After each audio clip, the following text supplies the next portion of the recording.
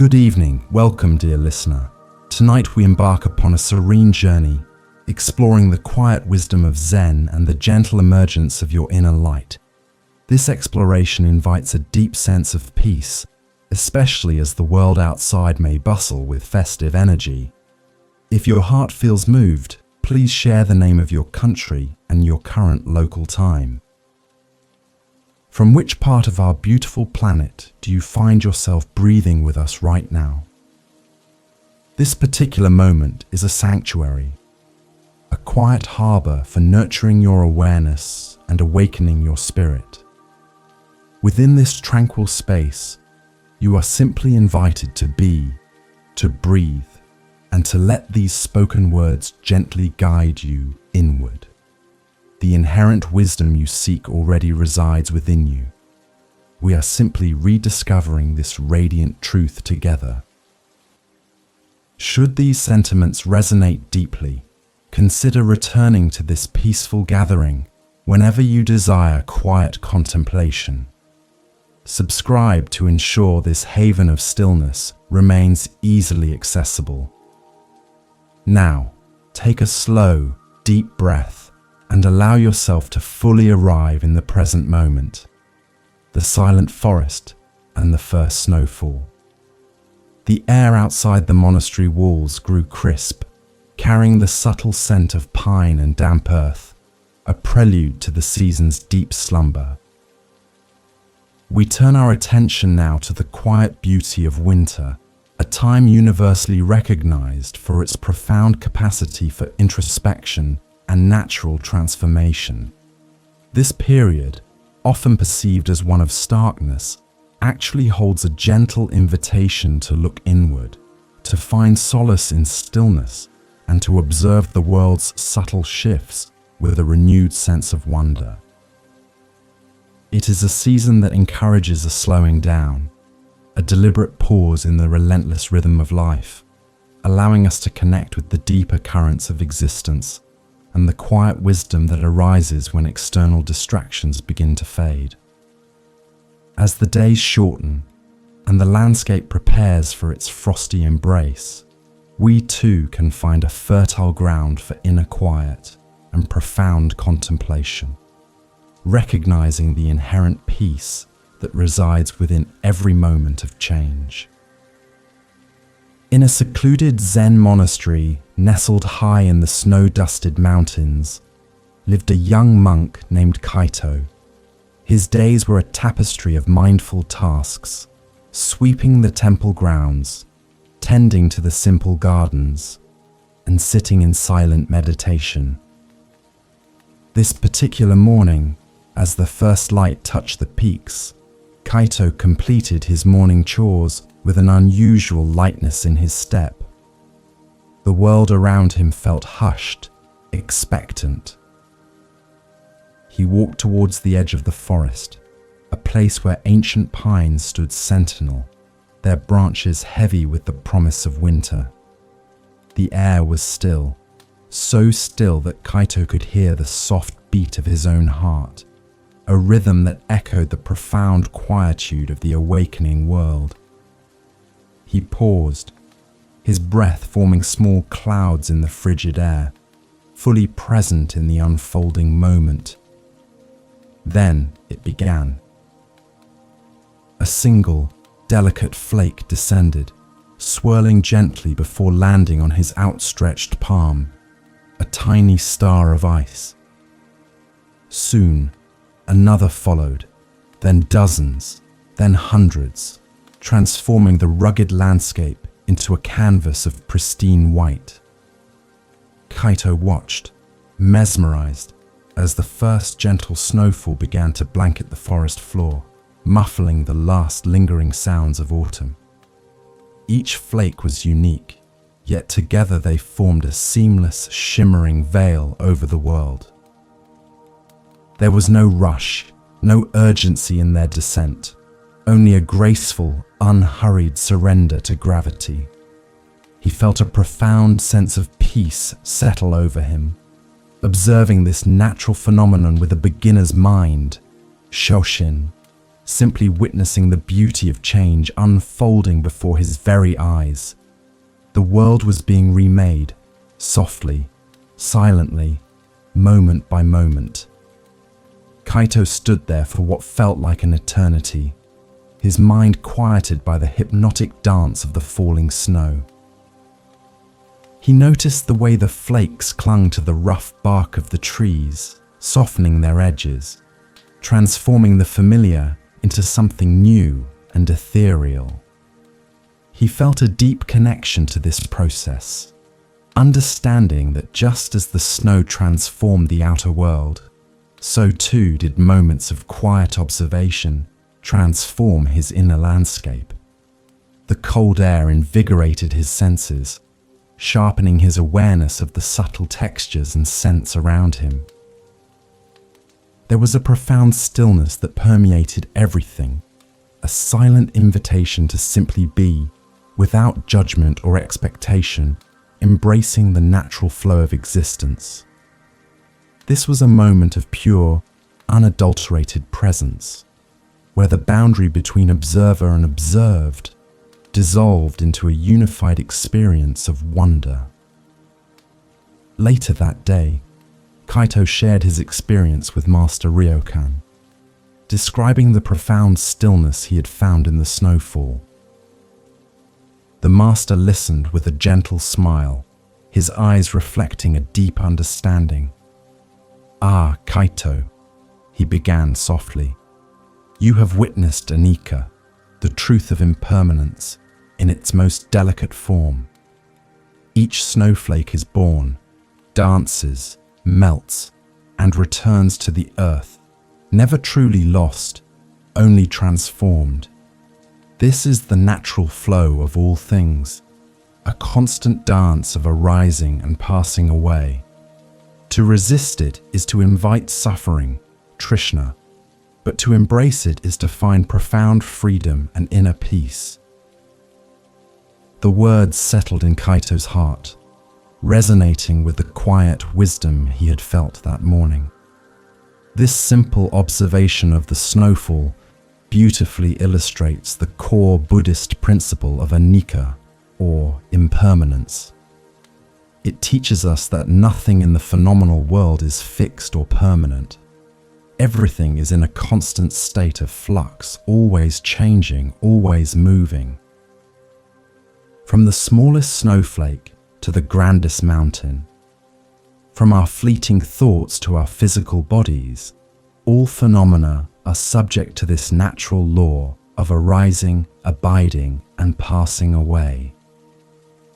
Recognizing anicca is not meant to evoke sadness or despair, but rather to cultivate a deep sense of acceptance and non-attachment. When we truly understand and embrace impermanence, we begin to release our craving, Trishna, for things to remain as they are, opening ourselves to the natural flow of life and finding greater inner freedom. The practice of observing impermanence, as Kaito did with the snow, helps to loosen the grip of attachment and reduce suffering. We often cling to pleasant experiences, wishing they would last forever, and resist unpleasant ones, hoping they would disappear. However, both joy and sorrow, success and failure are transient. By cultivating an equanimous observation, vipassana, of these changing states, we learn to meet each moment with a balanced mind, understanding that it too shall pass. This perspective allows us to appreciate the beauty of each fleeting moment without clinging to it, and to face challenges with resilience, knowing they are not permanent. It fosters a profound sense of inner peace and acceptance, allowing us to navigate life's currents with greater ease and grace. As the Venerable Shunryu Suzuki Roshi once wisely expressed, "In the beginner's mind, there are many possibilities, but in the expert's mind, there are few." This echoes Kaito's experience of observing the snow with fresh eyes, a perfect example of Shoshin, the beginner's mind, which allows for pure, unadulterated perception. Furthermore, Thich Nhat Hanh, a beloved contemporary master, often reminded us, "No mud, no lotus," emphasizing that beauty and transformation arise from the very conditions of impermanence and change. These teachings guide us to see change not as an ending, but as an integral part of life's continuous unfolding, a path towards deeper wisdom and acceptance. The gentle descent of the snow, transforming the landscape, serves as a beautiful metaphor for the quiet transformation that can occur within each of us, especially during this reflective season. Just as the world is softened and brightened by the pristine white, so too can our inner landscape be renewed and illuminated. This natural cycle of change, observed with a mindful heart, reminds us that even amidst the chill of winter or the chaos of external events, there is an inherent capacity for renewal, for the rebirth of our inner light. It is a quiet, profound process, often overlooked in the hustle and bustle, but always present, waiting for our gentle attention and acceptance. This is the essence of finding peace amidst chaos. As Kaito learned from the falling snow, true light is not just about brilliant illumination, but about the profound wisdom found in embracing impermanence and the quiet acceptance of what truly is in each passing moment. This understanding deepens our appreciation for the subtle interplay of light and shadow, teaching us that even in fading, there is a profound truth to be observed and integrated into our awareness. The lessons of transformation and release, embodied by the silent snowfall, prepare our hearts and minds to explore further how genuine illumination truly arises from within, a steady glow that persists even when external sources of light seem to dim or disappear entirely. This gentle transition guides us deeper into the heart of our practice, inviting us to contemplate the very essence of inner radiance. We will next turn our attention to the Old Master and the fading lantern, where the nature of light and its intrinsic inner source will be contemplated with quiet reverence, guiding us toward a deeper understanding of our own inherent luminosity. The Old Master and the fading lantern. Embracing the darkness as a canvas for the true source of light, the winter evenings deepened, bringing with them a profound quietude that settled over the monastery grounds. After the soft, transforming snowfall, Kaito felt a heightened sensitivity to the interplay of light and shadow, understanding that darkness was not merely an absence, but a necessary backdrop against which light could truly reveal itself. This quiet time of year naturally invited a deeper contemplation of what constitutes true illumination, moving beyond the superficial gleam of external sources to explore the intrinsic radiance that resides within. It is in these moments of diminished external stimuli that our inner world often becomes more vivid, more accessible, offering a unique opportunity to perceive the subtle glow of our own consciousness. We are invited to see darkness not as something to be feared or avoided, but as a rich, fertile ground for introspection, a place where the seeds of wisdom can truly germinate and unfold in their own time. One particularly cold evening, Kaito found Master Ryokan sitting in the main hall, not by a roaring fire, but beside a small, intricately carved wooden lantern whose flame was flickering weakly, casting long dancing shadows across the ancient walls. The air was still and cool, carrying the faint scent of old wood and incense. The master's face, usually illuminated by the soft glow of candles, was now mostly in shadow, lending an air of mystery and profound stillness to his presence. Kaito approached cautiously, not wanting to disturb the quiet contemplation that seemed to envelop the master. He settled onto a cushion opposite him, feeling the chill of the stone floor through his robes, but also a growing warmth in his heart from the shared silence.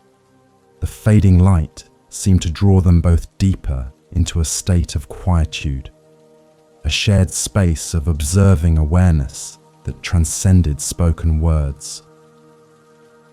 The lantern's flame, Kaito observed, seemed to be fighting a losing battle against the encroaching darkness, its golden glow shrinking with each passing moment. He wondered if the master intended to relight it, or if there was a deeper purpose in sitting with such diminishing light. The silence stretched, profound and comfortable, filled only by the gentle crackle of the shrinking wick. Kaito's mind, usually buzzing with thoughts about his daily duties or the teachings he was trying to grasp, felt remarkably clear, almost empty, a state akin to mushin or no mind. He simply sat, breathing in the cool air, breathing out any lingering tension, allowing his senses to fully register the subtle shifts in the room's illumination. The dance of light and shadow on the walls became a meditation in itself, a visual representation of constant change. After a long while, Master Ryokan finally spoke, his voice a soft murmur that seemed to perfectly blend with the fading light. Kaito, observe this lantern. Its light diminishes, yet the space around it remains. Is the light truly gone when the flame expires, or does it simply return to the vastness from which it arose? Kaito pondered this, his gaze fixed on the struggling flame. "Master," he replied, his voice barely a whisper, "it seems to vanish, leaving only darkness." Ryokan nodded gently. "And yet, the ability to perceive, the clarity of your awareness, does that vanish?" "No. The external light may fade, but the light of understanding, the inner radiance, it persists. It is not dependent on a flickering wick." The master's words gently guided Kaito towards a deeper understanding of sunyata, the concept of emptiness. Sunyata is not a nihilistic void, but rather an understanding that all phenomena lack inherent, independent existence. Just as the lantern's light is dependent on the wick, the oil, and the act of lighting, so too are all things conditioned and interconnected. When the conditions change, the form changes. The light does not disappear into nothingness, it merely ceases to manifest in that particular form. This emptiness is full of potential, the unconditioned ground from which all forms arise and to which they return. It is the vast open space that allows for clarity, for true perception, and for the possibility of genuine inner illumination, always present, always available. This understanding of sunyata invites us to look beyond the superficial appearances of things and to recognize their interdependent nature. When we grasp that nothing possesses a fixed, separate self, we begin to release our attachment to outcomes, to identity, and to the illusion of control. This liberation from craving, Trishna, allows for a profound sense of inner freedom and peace. It means that even when external circumstances seem dark or challenging, the intrinsic clarity of our Buddha mind, our original nature, remains untouched, like the vast sky upon which clouds come and go. The darkness, then, becomes a canvas for this inherent light, a reminder that the true source of illumination is not outside us, but deeply embedded within our very being. How often do we search for light in external sources, in fleeting pleasures, or in the validation of others, only to find ourselves adrift when those sources diminish? The fading lantern serves as a poignant reminder that while external lights can be comforting, they are ultimately impermanent, subject to the same laws of arising and passing away as everything else. The true, enduring light, the one that can guide us through any darkness, is the light of our own awareness, our own wisdom, prajna. It is a light that does not flicker or fade, because it is not dependent on external conditions. It is the steady glow of understanding, the quiet radiance of a mind at peace, always accessible when we turn our attention inward with gentle observing awareness. As the last flicker of the lantern died, plunging the hall into a deep, velvety darkness, Kaito felt no fear, only a profound sense of calm. He realized that in the absence of the physical light, his internal vision seemed to sharpen. He could still discern the master's silhouette, the subtle textures of the walls, and the quiet presence of his own breath. The darkness was not empty, but full of potential, a canvas for his own inner clarity. It was as if the absence of external light had allowed his inner light to shine more brightly, revealing a deeper, more enduring source of illumination within himself. This experience was a direct, felt understanding of the teachings, moving beyond mere intellectual comprehension to a profound, embodied knowing. The great master Dogen once taught, "To study the Buddha way is to study the self. To study the self is to forget the self. To forget the self is to be enlightened by all things."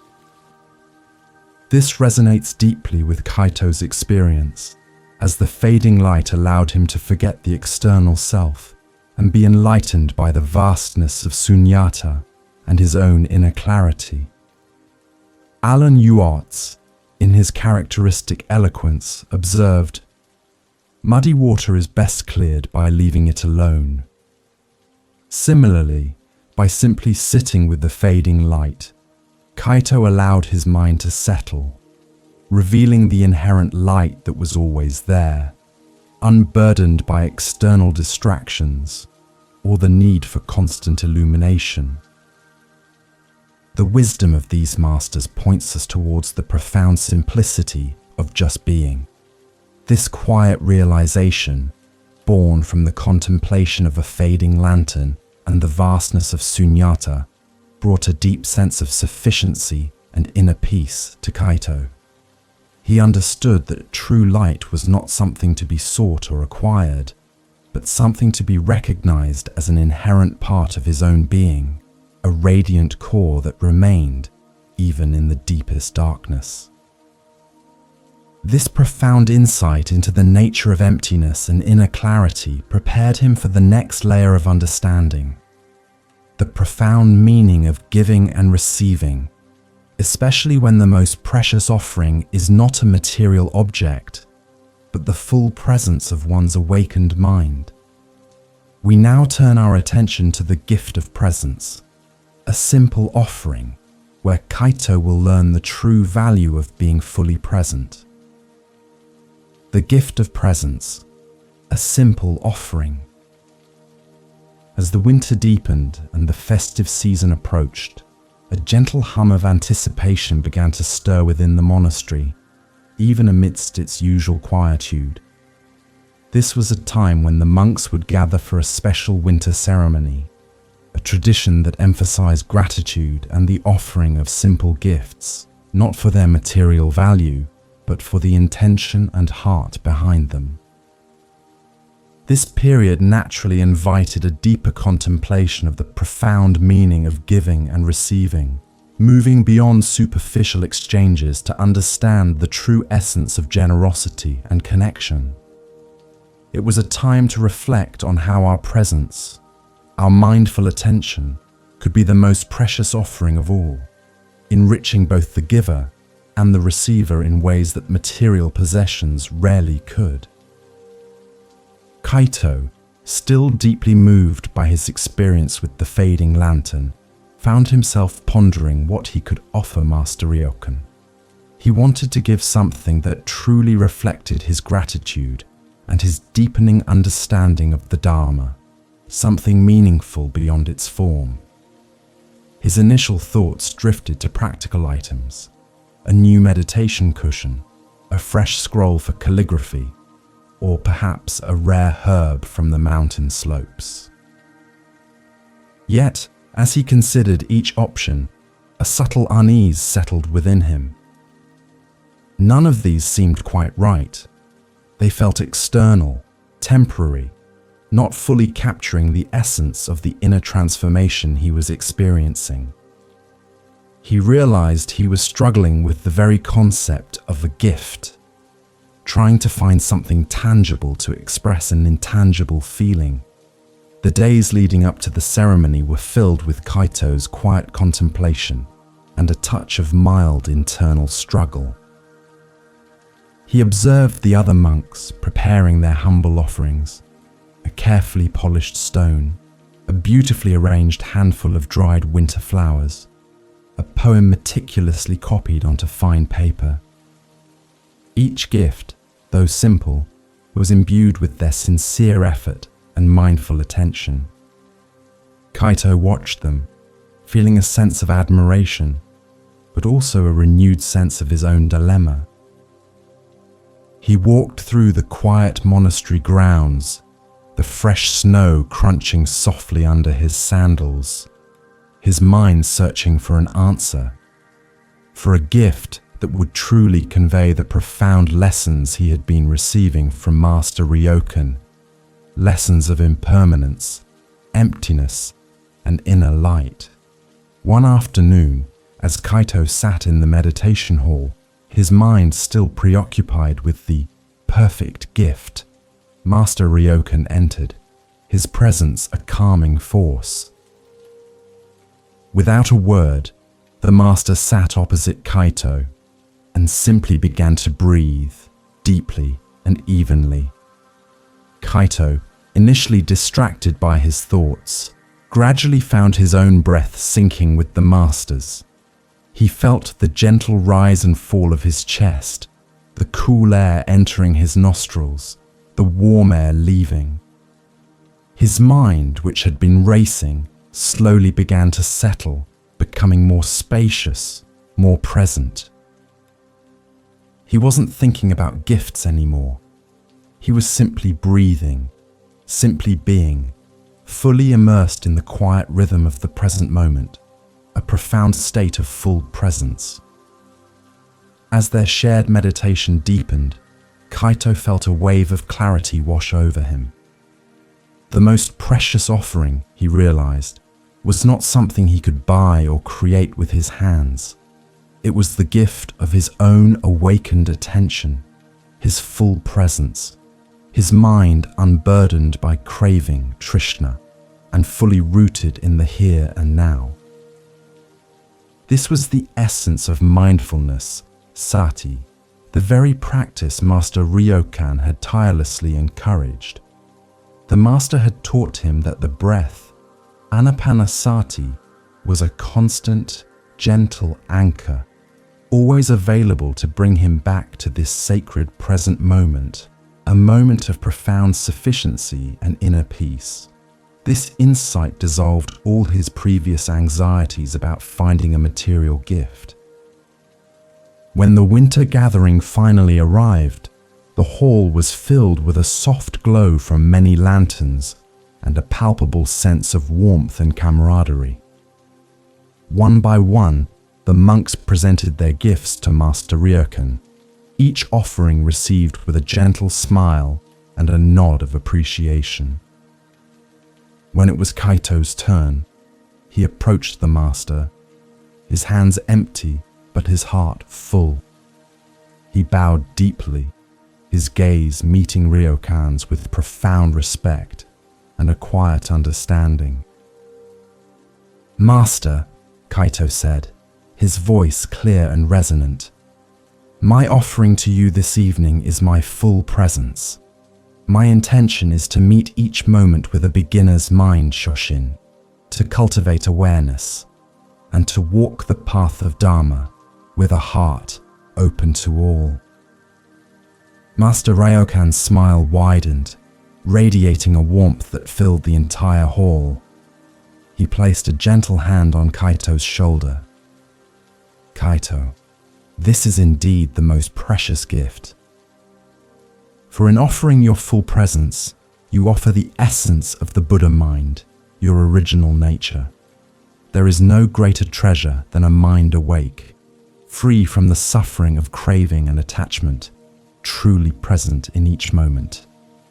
This is true contentment, santuti, a state of profound sufficiency that requires nothing more than what already is. Your offering enriches not only me, but the entire Sangha, the community of practitioners, and indeed, the entire world." The master's words resonated with deep wisdom, affirming Kaito's newfound understanding. This interaction beautifully encapsulates the essence of mindfulness, sati, and the practice of anapanasati, conscious breathing. Mindfulness is not just about paying attention. It is about paying attention in a particular way, on purpose, in the present moment, and non-judgmentally. When we offer our full presence, we are offering the gift of our undivided attention, a rare and precious commodity in a world filled with distractions.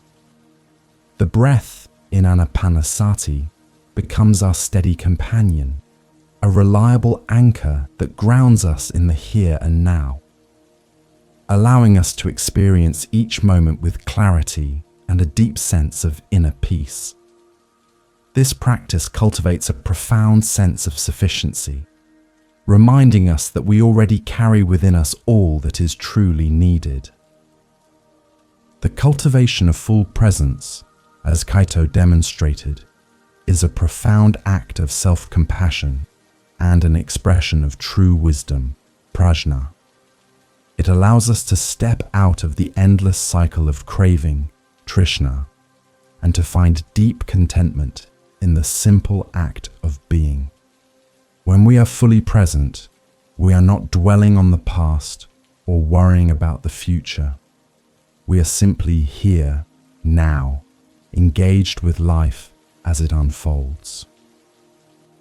This state of observing awareness fosters inner freedom, releasing us from the burdens of non-attachment and allowing us to experience the natural flow of life with an open heart.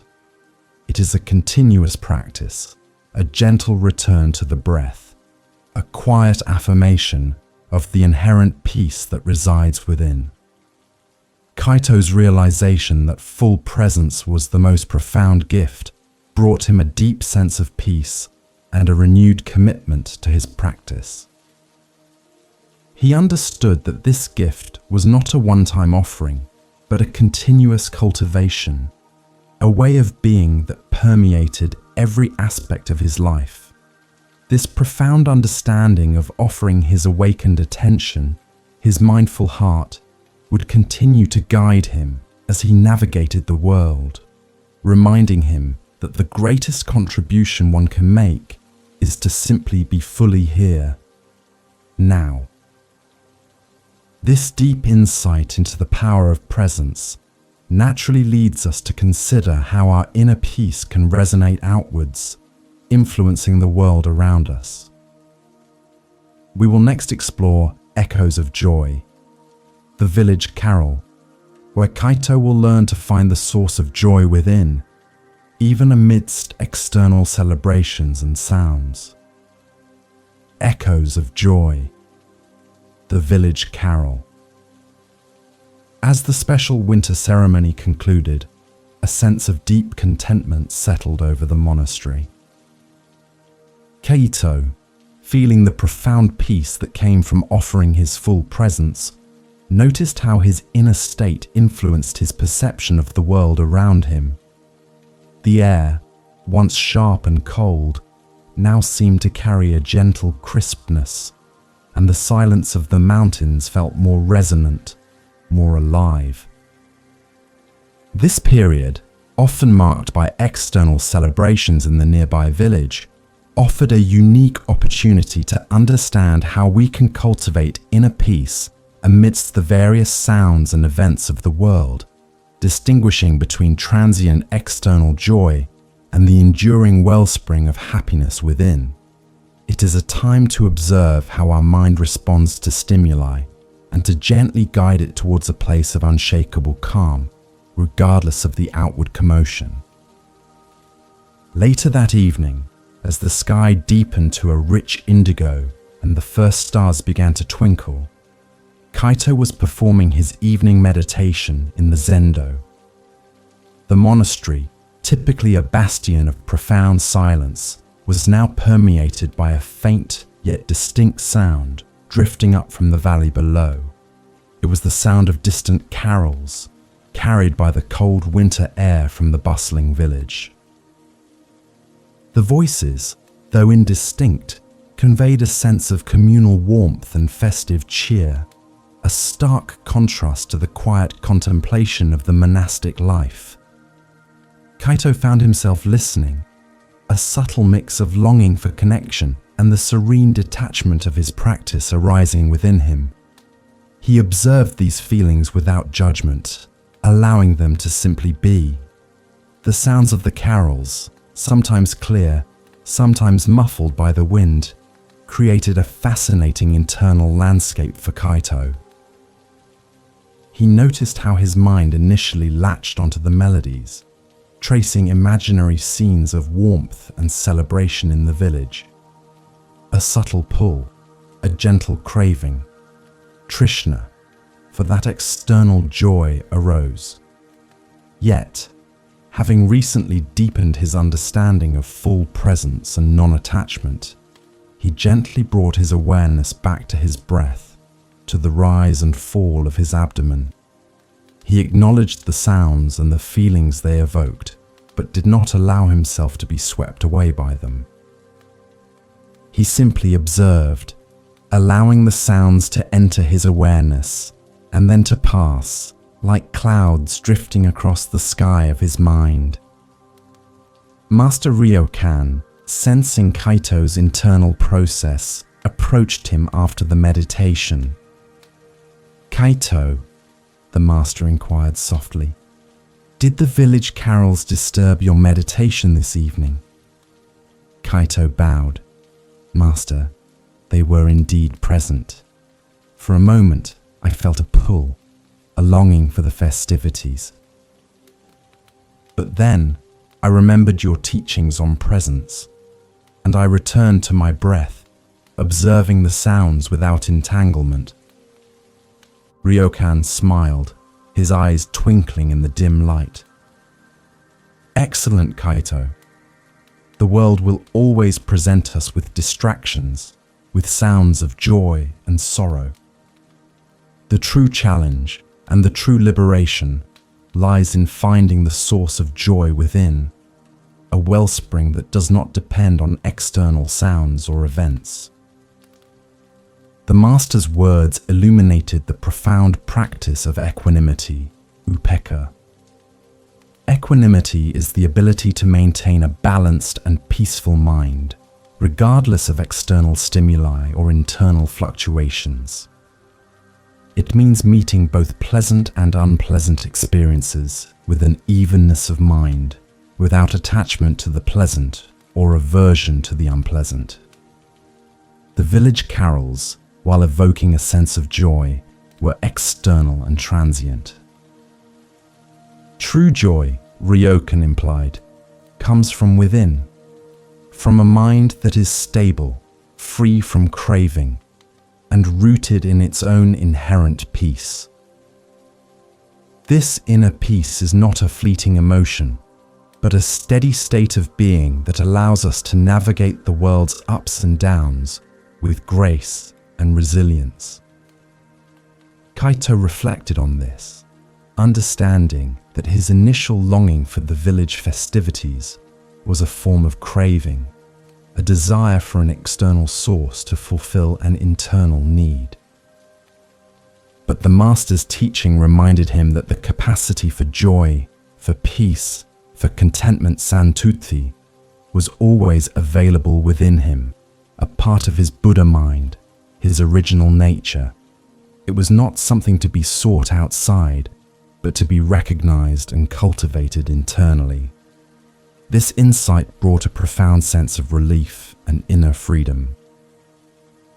He realized that he didn't need to participate in the village celebrations to feel joy.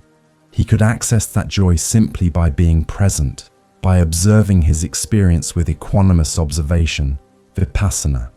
The practice of equanimity, upekkha, is crucial for cultivating a truly unshakable inner peace. It involves developing a spacious awareness that can encompass all experiences, whether delightful or distressing, without getting caught or entangled. When we practice equanimity, we recognize that everything is impermanent, anicca, and that our happiness does not need to be dependent on external conditions.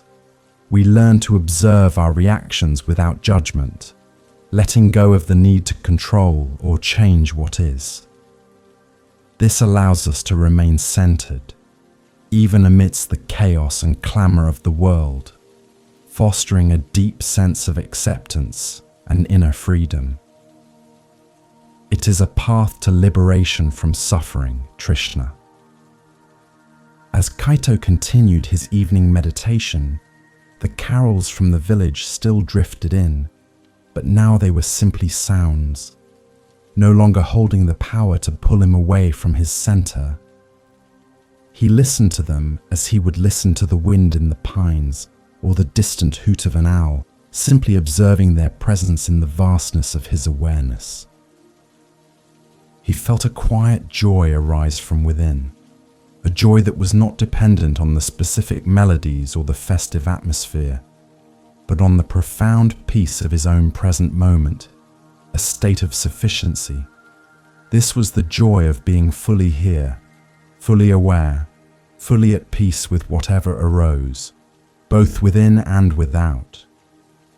As the Venerable Buddha himself taught, peace comes from within. Do not seek it without. This profound truth was echoed in Ryokan's guidance to Kaito, emphasizing that true joy and peace are not found in external circumstances, but cultivated through inner practice. Furthermore, Jack Cornfield, a contemporary teacher, often speaks of finding our inner spaciousness, which is precisely what Kaito experienced when he allowed the carols to pass through his awareness without entanglement, cultivating equanimity.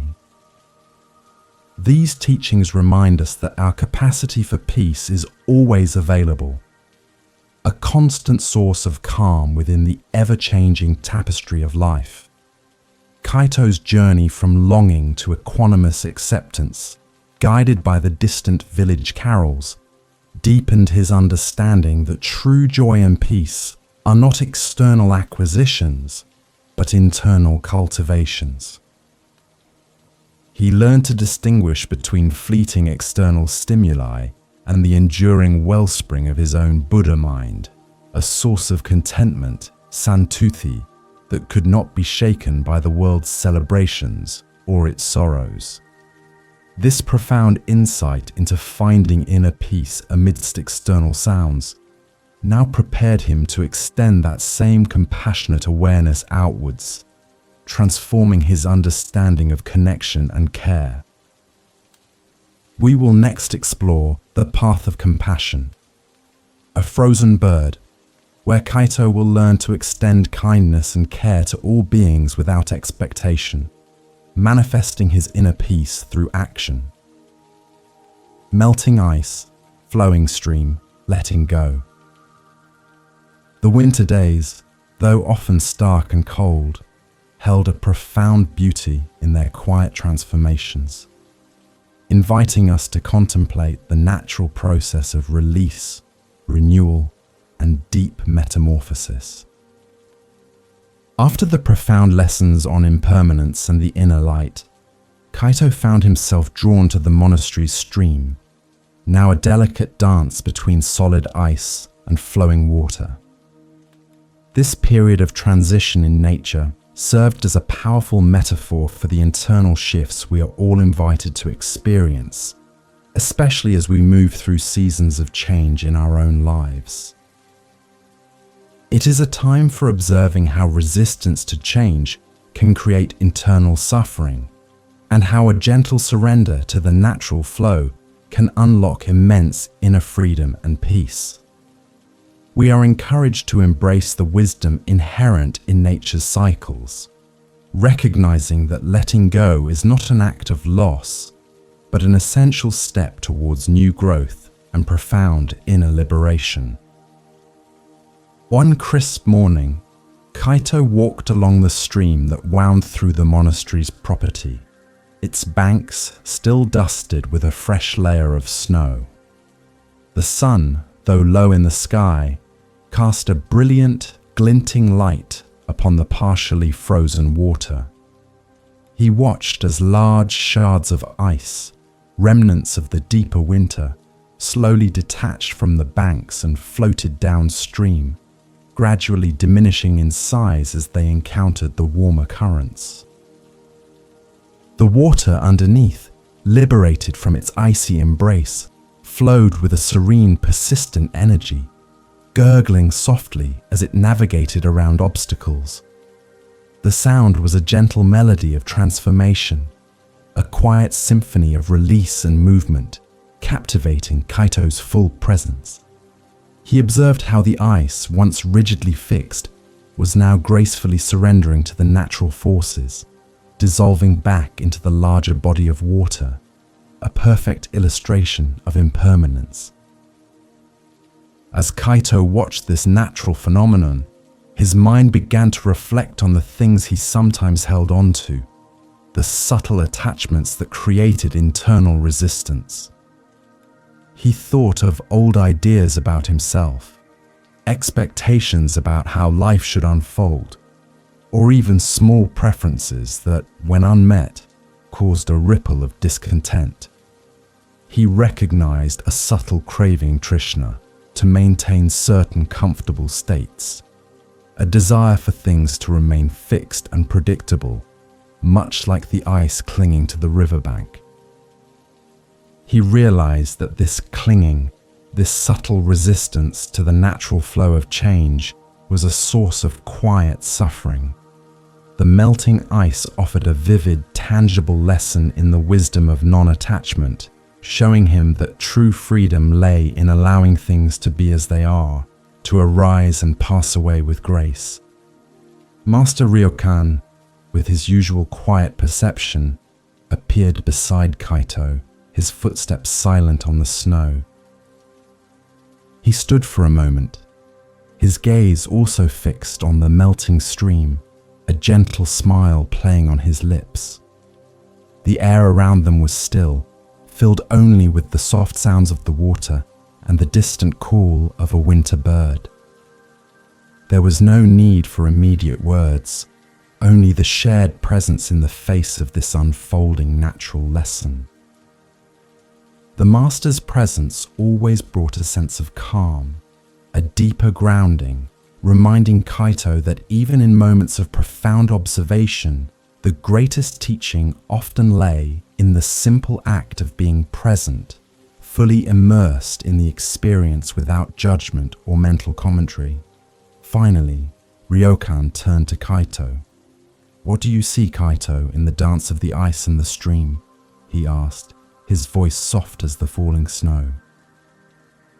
Kaito replied, "Master, I see the ice letting go, transforming from solid form to flowing water.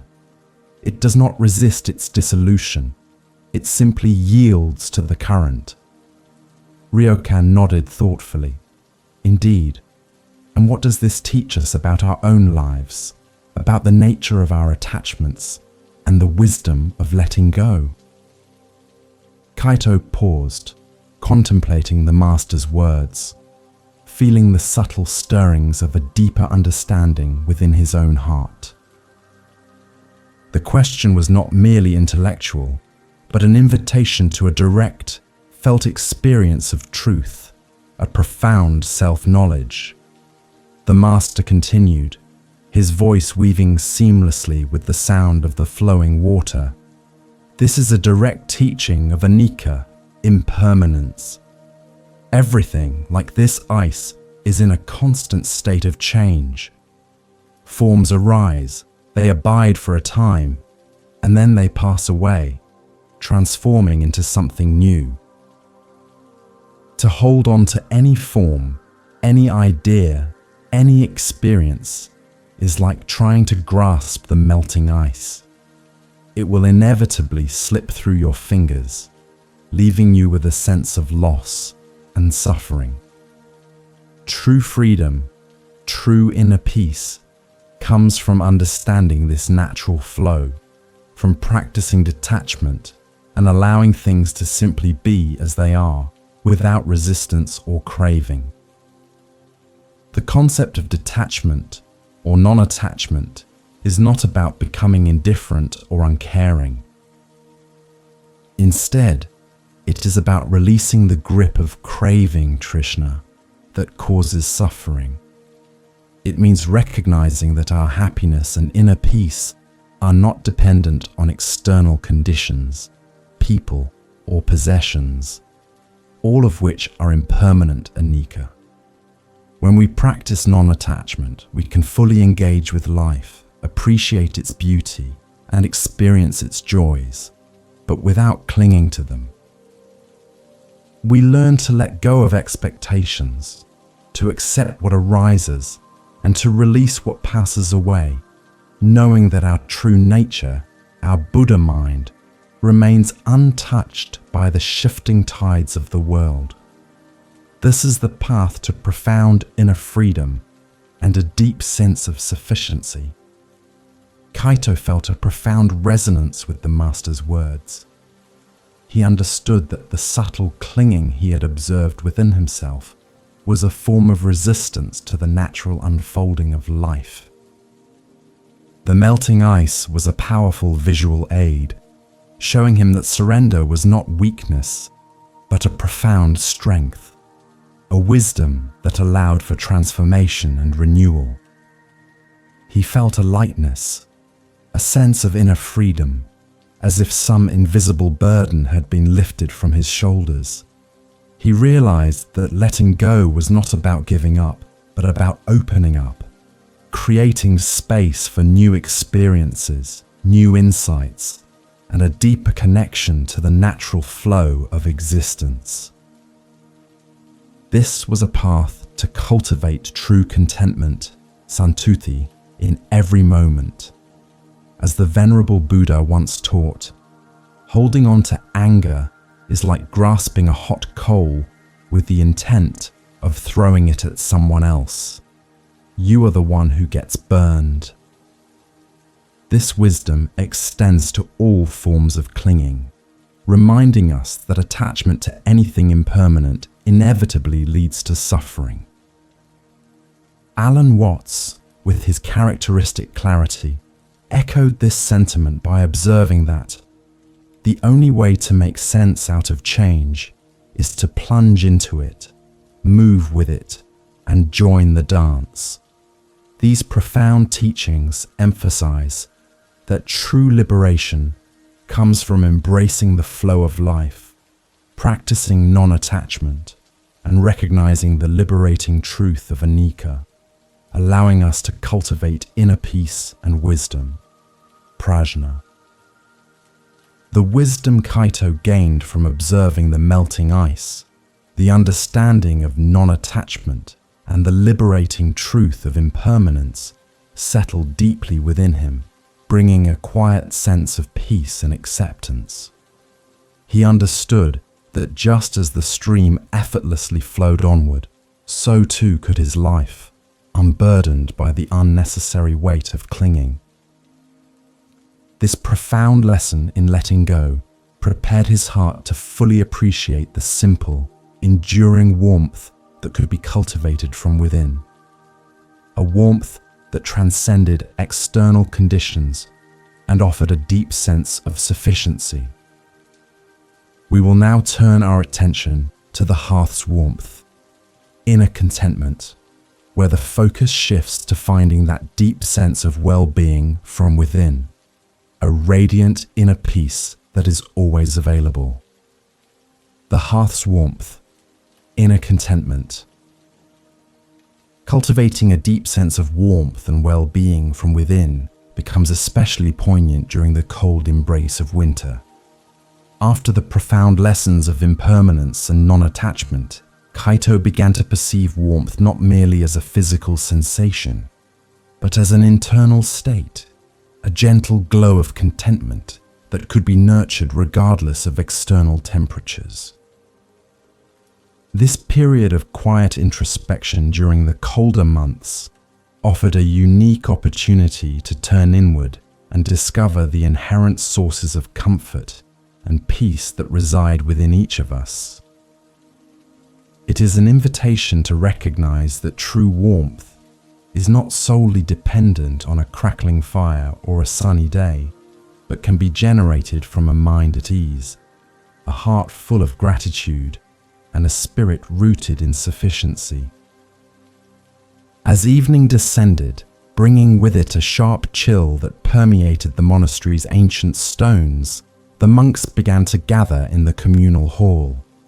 A simple, yet profoundly welcoming hearth crackled merrily in the center of the room, its flames dancing and casting a soft, orange glow upon the faces gathered around it.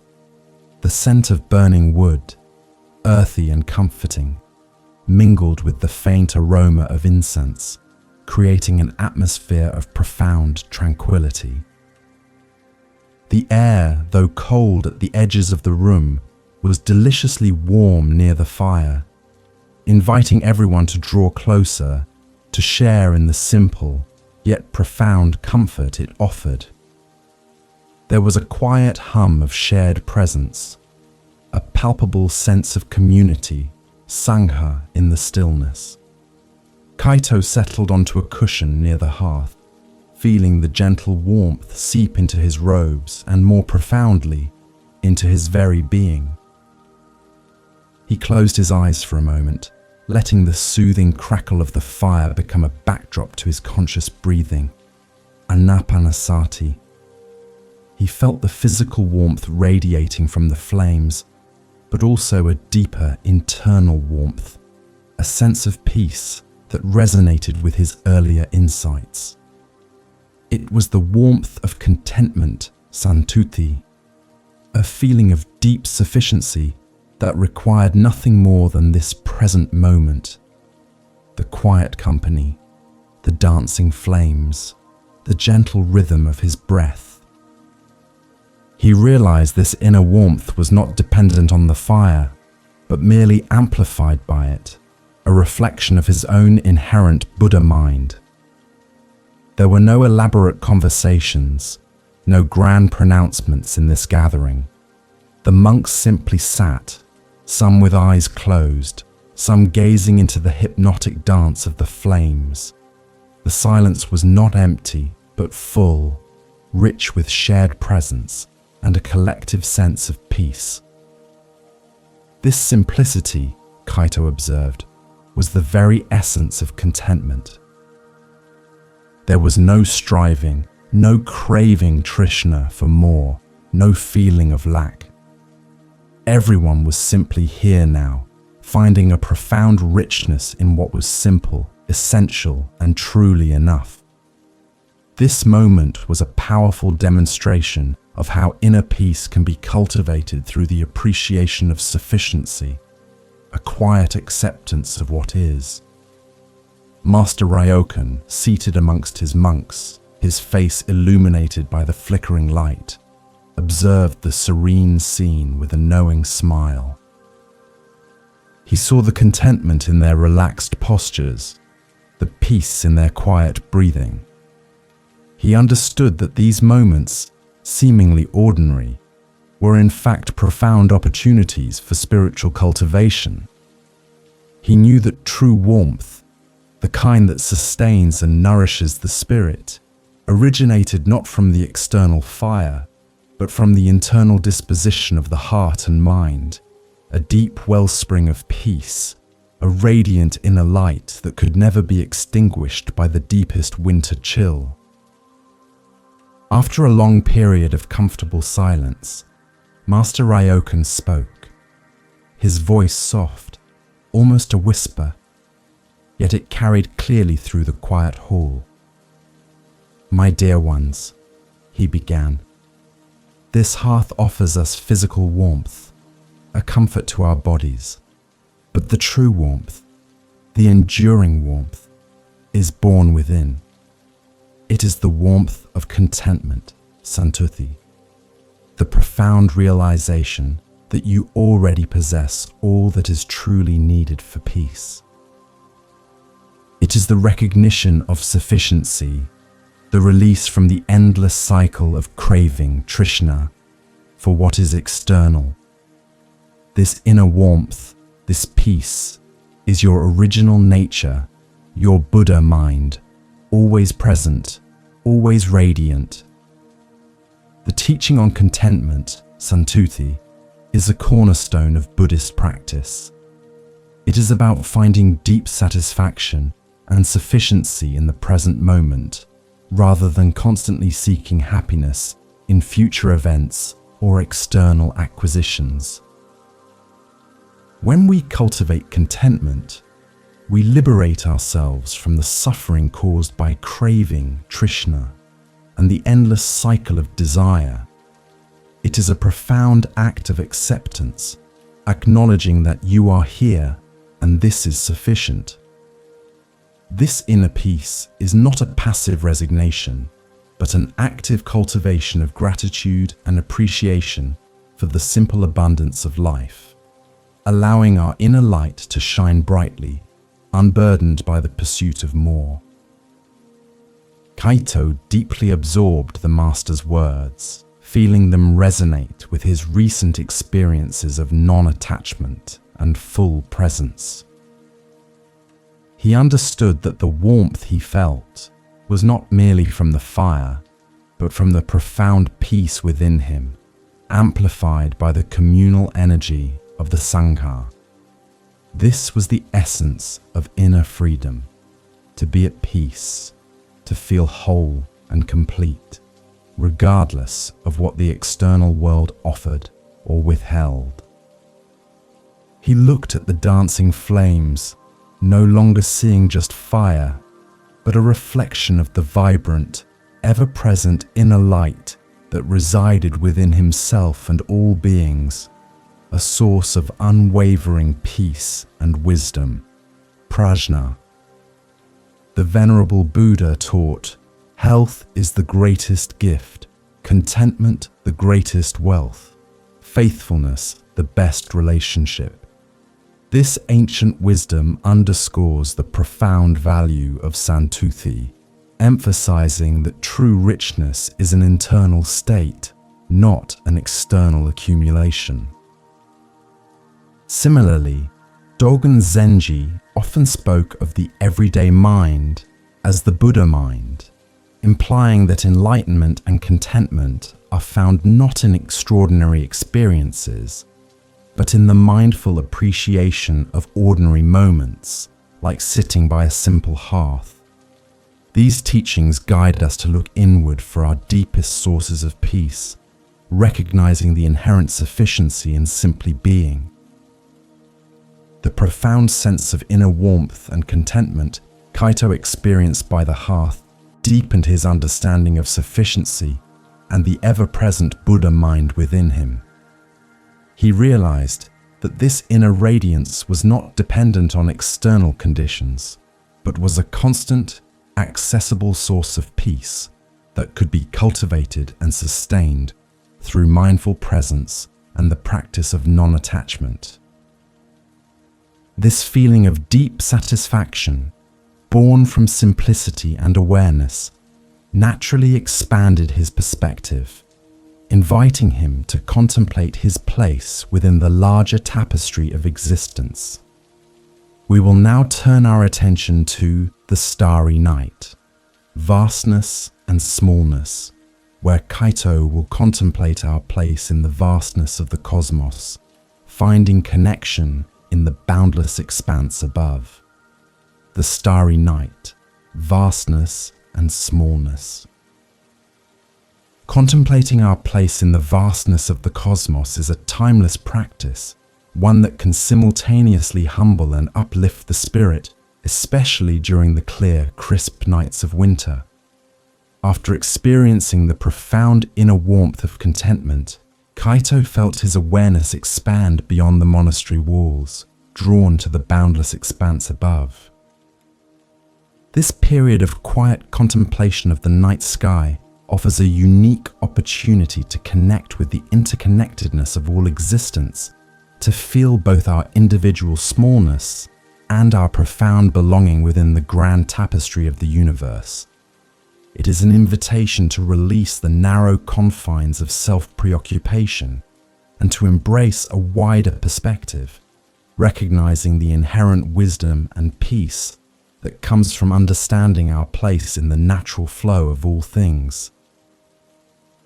On a particularly clear winter night, when the air was sharp and still, Kaito found himself drawn outside the monastery, away from the soft glow of the lanterns.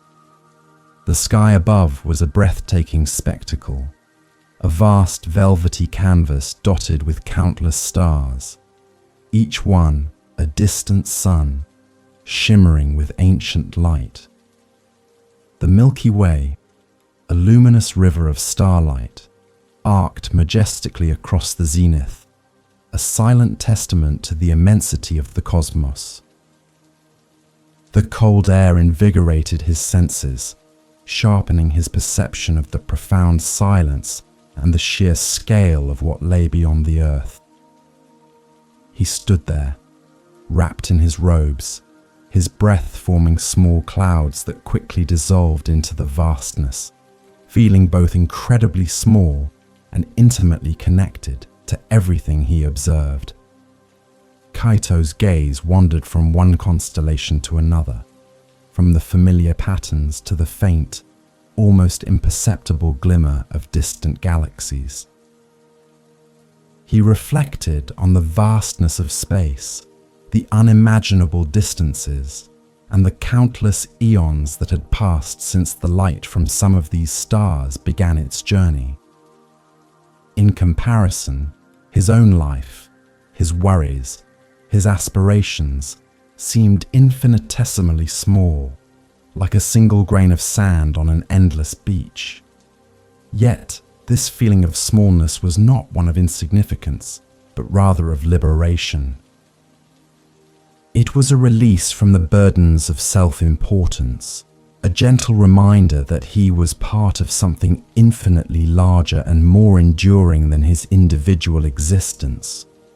This realization brought with it a profound sense of inner freedom and peace.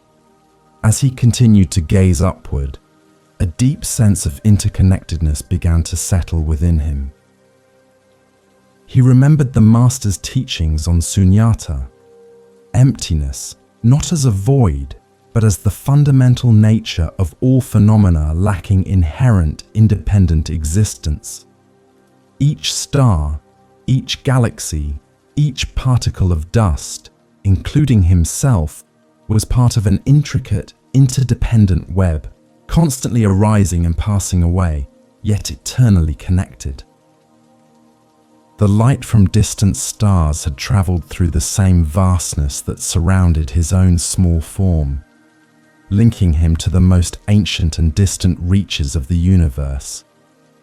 This was not merely an intellectual understanding, but a felt experience, a profound realization of his original nature, intertwined with all of existence. Master Ryokan, who had also come out to observe the celestial display, joined Kaito. He stood beside him, his presence a comforting anchor in the immensity of the night. After a long shared silence, the master spoke, his voice a gentle murmur that seemed to blend with the vastness of the sky. Kaito, what does the great expanse above whisper to your heart? Kaito replied, Master, I feel both so small and yet profoundly connected. It is as if the boundaries of myself dissolve into the infinite. Ryokan nodded, his gaze still fixed on the stars. Indeed. You are touching upon the truth of interconnectedness, the profound reality that you are not separate from this vastness, but an integral part of it. This is your Buddha mind, your true nature. The master's words guided Kaito towards a deeper understanding of the interconnectedness of all phenomena, a central tenet of Buddhist philosophy often described as dependent origination. This teaching posits that all things arise in dependence upon multiple causes and conditions, meaning nothing exists in isolation. The stars, the earth, Kaito himself, all are interwoven into a single vast tapestry of existence. This understanding cultivates a profound sense of non-attachment, as it reveals the illusion of a separate, enduring self, anatta. When we grasp that our existence is interdependent, we release the burden of needing to control or define ourselves in isolation, finding peace in the natural flow, wu wei, of the universe. This perspective, born from contemplating the starry night, helps us to transcend the narrow confines of our individual ego and to embrace a more expansive view of reality. It fosters a deep sense of humility and gratitude, recognizing that our very existence is a miracle of interconnected causes and conditions. It invites us to release the subtle craving Trishna for a fixed identity or a separate self, understanding that our true nature is boundless and interwoven with all of life. This is the wisdom, prajna, that arises when we dissolve the illusion of separation and embrace the profound unity of all things, allowing us to find inner freedom and a deep, abiding peace in the recognition of our original nature. As Kaito continued to gaze at the stars, he felt a profound sense of inner peace settle over him. The vastness of the cosmos no longer felt intimidating, but rather comforting, like an infinitely expansive home. He realized that the light he had sought in the fading lantern, the inner light, was reflected in the countless stars above, and that this light was also within him. He was a part of this grand cosmic dance, his breath a gentle rhythm within the universal flow. The distinction between inside and outside, between self and other, began to blur, leaving only a profound sense of unity and a quiet, radiant awareness. This was a direct experience of sunyata, the emptiness that is full of potential. As the venerable Dogen Zenji profoundly taught, when you find your place where you are at ease. When you are at ease, your place is already the actualization of your original nature. This beautifully reflects Kaito's experience of finding his place within the vastness, recognizing his original nature. Furthermore, Alan Watts, with his characteristic blend of Eastern and Western thought, often spoke of the universe as a self-playing game, emphasizing the dynamic interdependent nature of all existence. These teachings encourage us to let go of the illusion of separation and to embrace our inherent interconnectedness, finding peace and wisdom in the natural flow of life. The profound contemplation of the starry night, revealing the vastness of the cosmos and our intricate connection to it, left Kaito with an enduring sense of inner peace and freedom. He understood that his individual existence, though seemingly small, was an integral part of a grander, interdependent reality, reminding him of his Buddha mind. This deep insight into interconnectedness and the illusion of a separate self, anatta, naturally led him to consider the subtle threads that weave through all of existence, shaping our experiences and guiding our path. We will next turn our attention to the unseen thread, karma and connection, where Ryokan will share a story about how seemingly small actions create far-reaching ripples, illustrating the principle of karma and the guiding light of Dharma. The unseen thread, karma and connection. Understanding the intricate web of actions, intentions, and their consequences is a fundamental aspect of cultivating wisdom and compassion, especially as we reflect on our place in the interconnected cosmos. After Kaito's profound experience under the starry sky, where he glimpsed the vast interdependence of all things, his mind naturally turned to the more subtle connections that shape our daily lives. This period invites us to explore the profound principle of karma, not as a punitive judgment, but as a natural law of cause and effect, where every thought, word, and deed creates ripples that extend far beyond our immediate perception. It is a time for recognizing the power of our intentions and actions to either foster peace and well-being or contribute to suffering, both for ourselves and for others. One morning, as Kaito and Master Ryokan were mindfully sweeping the monastery courtyard, the silence was broken only by the soft swish of their brooms against the stone. Kaito, still pondering the vast interconnectedness of the stars, found himself wondering about the invisible threads that linked human actions and their outcomes. He observed a tiny spider meticulously weaving its web between two ancient pine trees, each delicate strand connected to another, creating an intricate, resilient structure. This natural image sparked a question in his mind, a curiosity about how our individual lives, seemingly separate, were similarly interwoven, creating a larger, unseen tapestry of consequences. Kaito finally broke the silence. "Master," he began, "under the stars, I felt the vast interconnectedness of all things. But how does this apply to our actions, our daily choices? Do our small deeds truly matter in such a grand scheme?" Ryokan paused, leaning on his broom, his gaze thoughtful. "Ah, Kaito, you ask a profound question. The web of existence is not merely a metaphor. It is the very fabric of reality. Every action, every intention is like a thread woven into this fabric. Nothing is isolated. This is the essence of karma, not a judgment, but a natural law of cause and effect, an unseen thread that connects us all."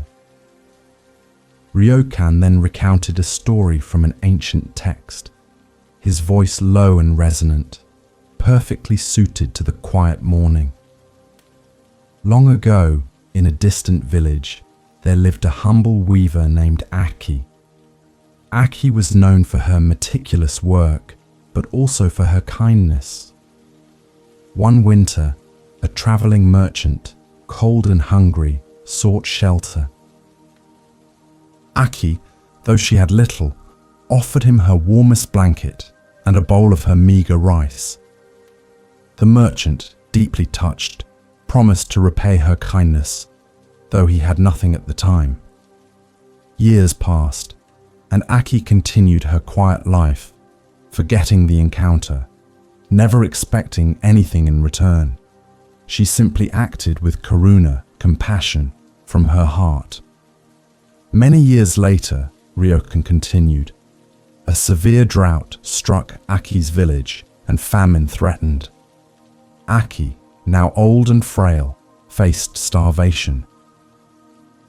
Suddenly, a caravan arrived, laden with grain and supplies, led by a wealthy merchant.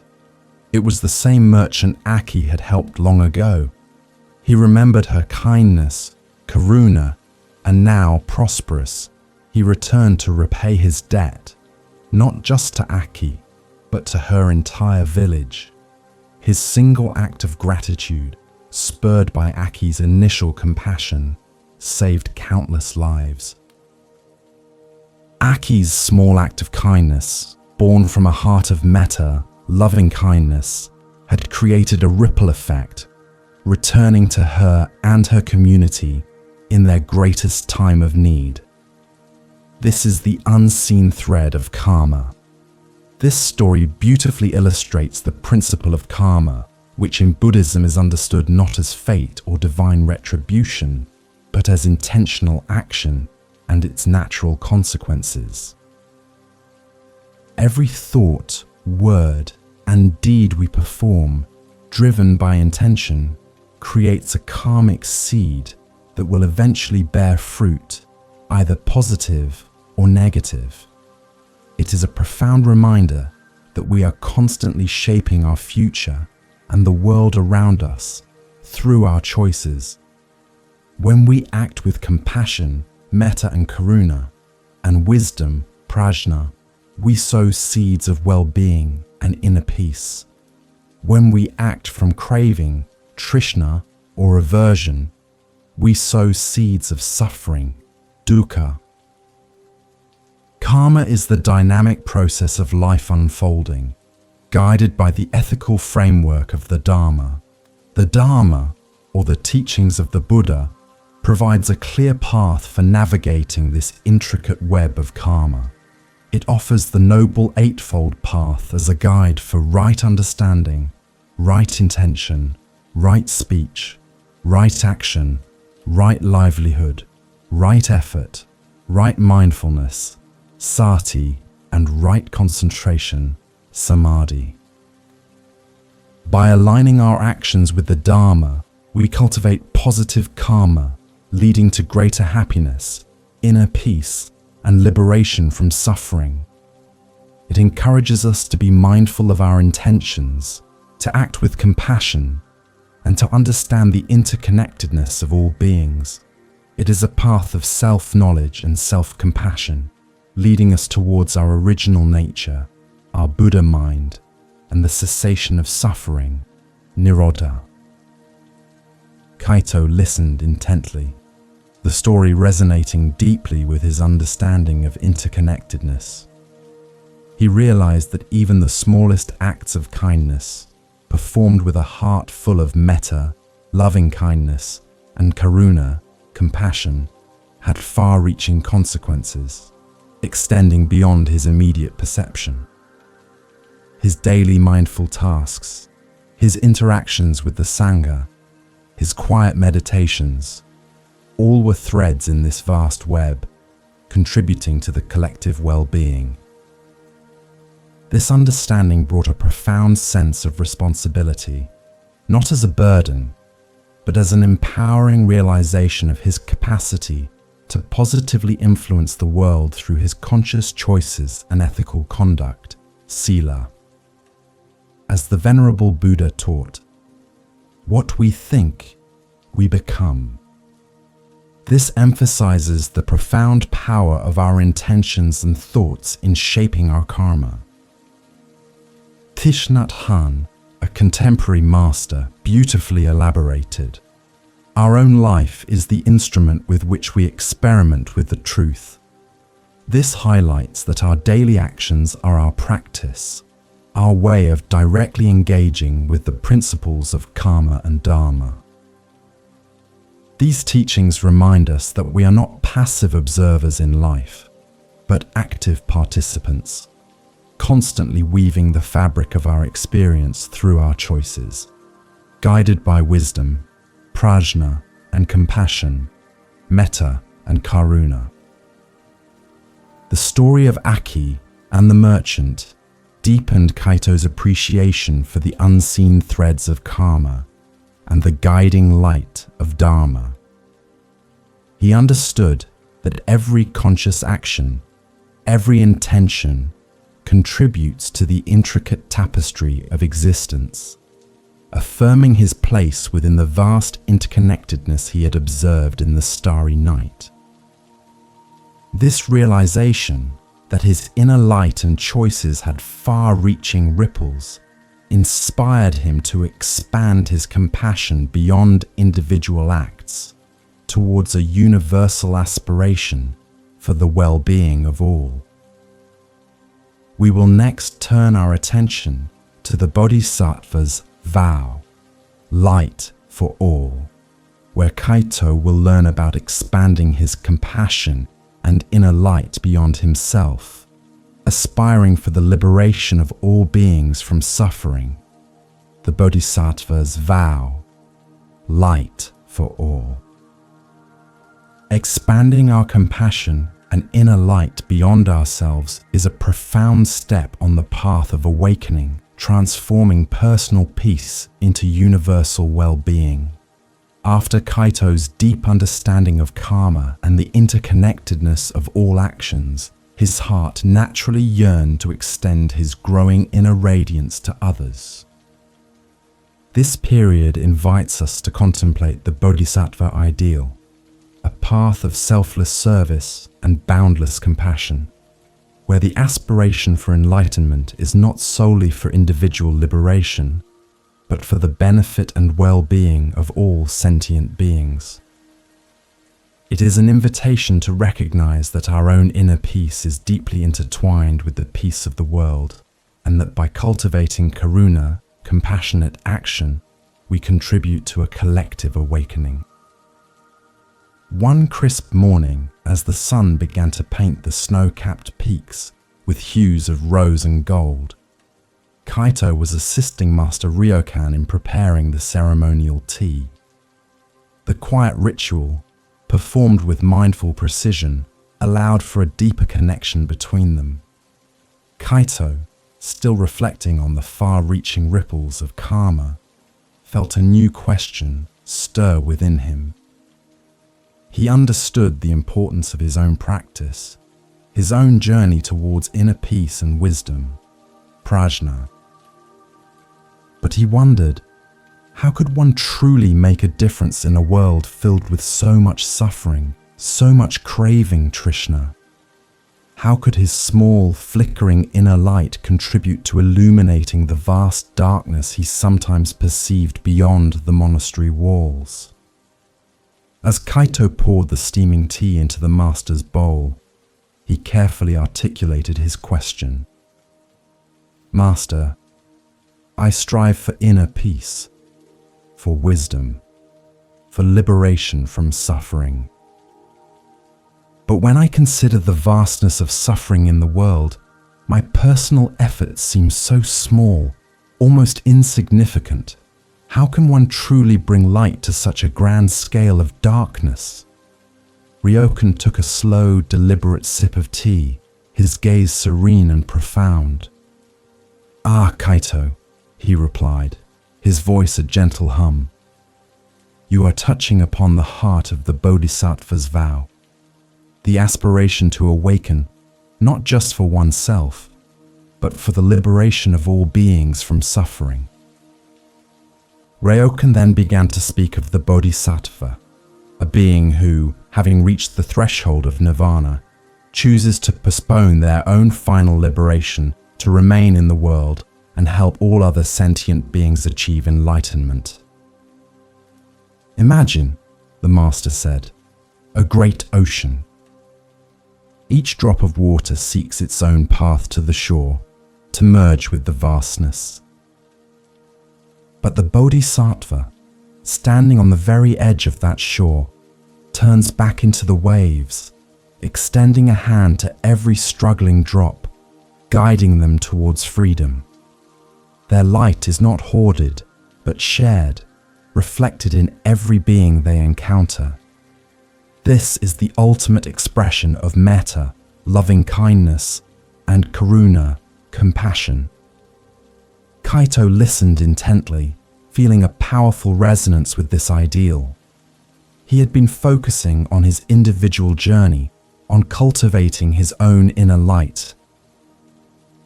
But the Bodhisattva's vow shifted his perspective, expanding his understanding of compassion from a personal feeling to a universal aspiration.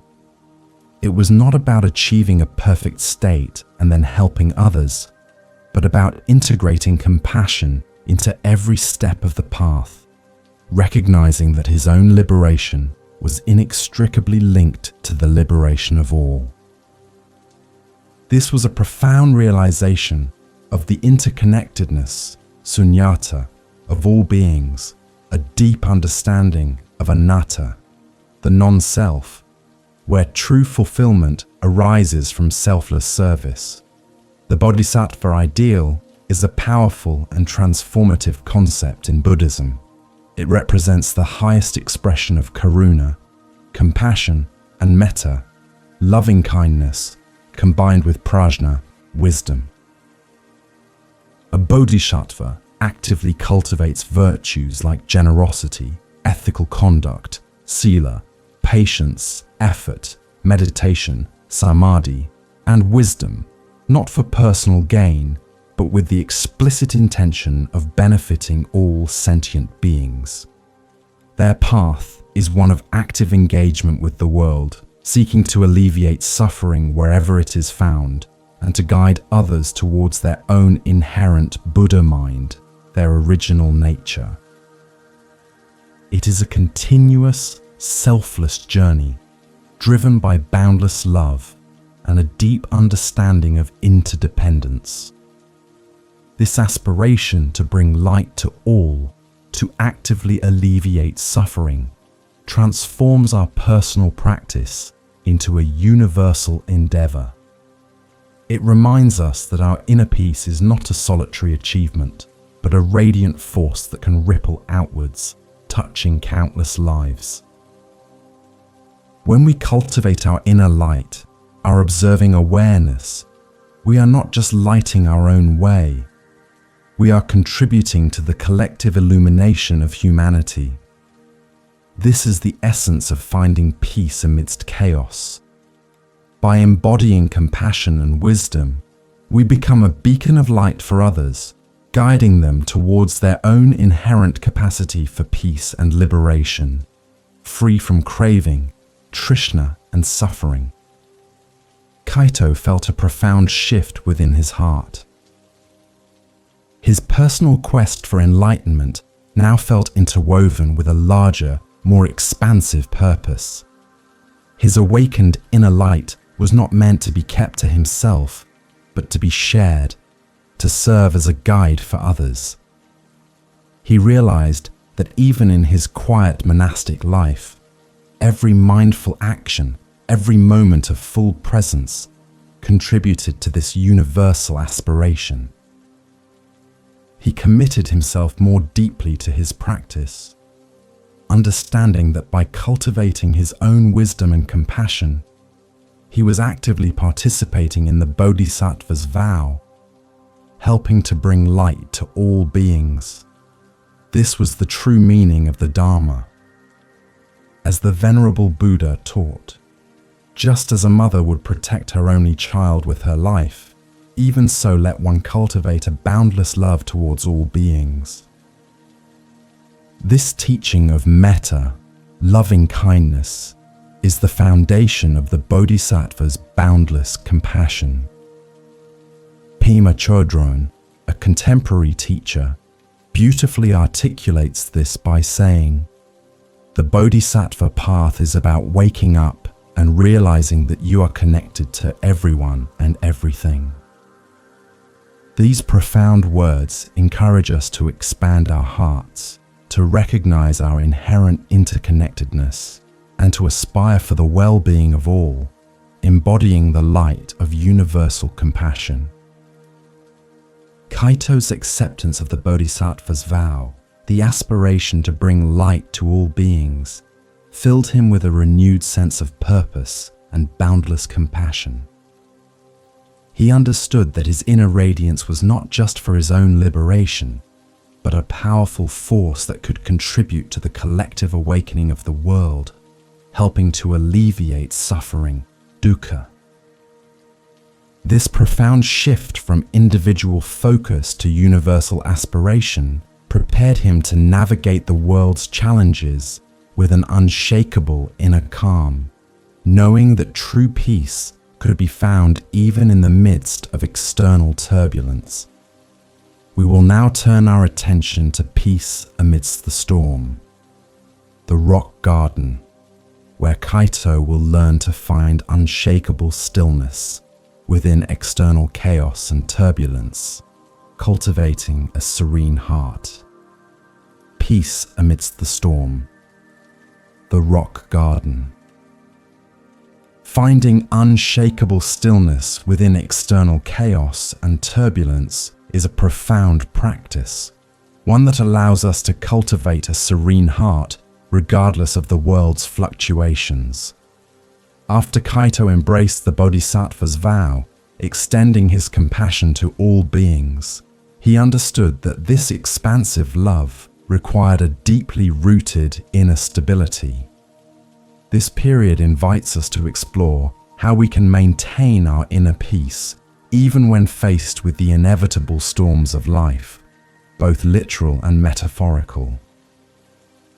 It is an invitation to recognize that true calm is not the absence of disturbance, but the ability to remain centered amidst it, cultivating a profound sense of equanimity and inner freedom that allows our inner light to shine brightly even in the darkest moments. One afternoon, as Kaito was engaged in his daily chores, the serene quiet of the monastery was abruptly broken. The sky, which had been a clear, crisp blue, suddenly darkened, and a fierce winter storm swept down from the mountains. Strong winds howled through the pines, rattling the temple eaves, and thick snow began to fall, swirling in blinding eddies. The gentle sounds of nature were replaced by a chaotic symphony of wind and sleet, creating a palpable sense of turbulence that seemed to penetrate even the thick stone walls. The external world had transformed into a maelstrom, a vivid contrast to the inner peace Kaito had been cultivating. Despite the raging storm outside, Master Ryokan remained calm, his presence an anchor of stillness in the midst of the commotion. He instructed Kaito to continue his task of meticulously raking the monastery's dry rock garden, a practice known as shikantaza, or just sitting, but with the body in motion. The garden, a carefully arranged landscape of rocks and sand, was meant to evoke profound stillness and contemplation. As Kaito took up his rake, the wind whipped around him, threatening to erase his careful patterns in the sand, and the falling snow began to obscure the rocks. It felt like an impossible task, a futile effort against the relentless force of nature. Initially, Kaito felt a surge of frustration. How could he maintain the perfect raked patterns when the wind and snow were constantly undoing his work? His mind, usually calm, began to churn with thoughts of resistance, a subtle craving, trishna, for the storm to cease, for conditions to be different. He felt a fleeting sense of suffering, dukkha, arising from his attachment to a desired outcome. But then, he remembered Master Ryokan's teachings on impermanence, anicca, and non-attachment. He paused, took a deep breath, and consciously brought his full presence back to the simple act of raking, allowing the sounds of the storm to simply be part of the background, without judgment. As Kaito continued to rake, he shifted his focus from the external outcome to the internal experience. He felt the weight of the rake in his hands, the subtle resistance of the sand, the rhythm of his own body moving.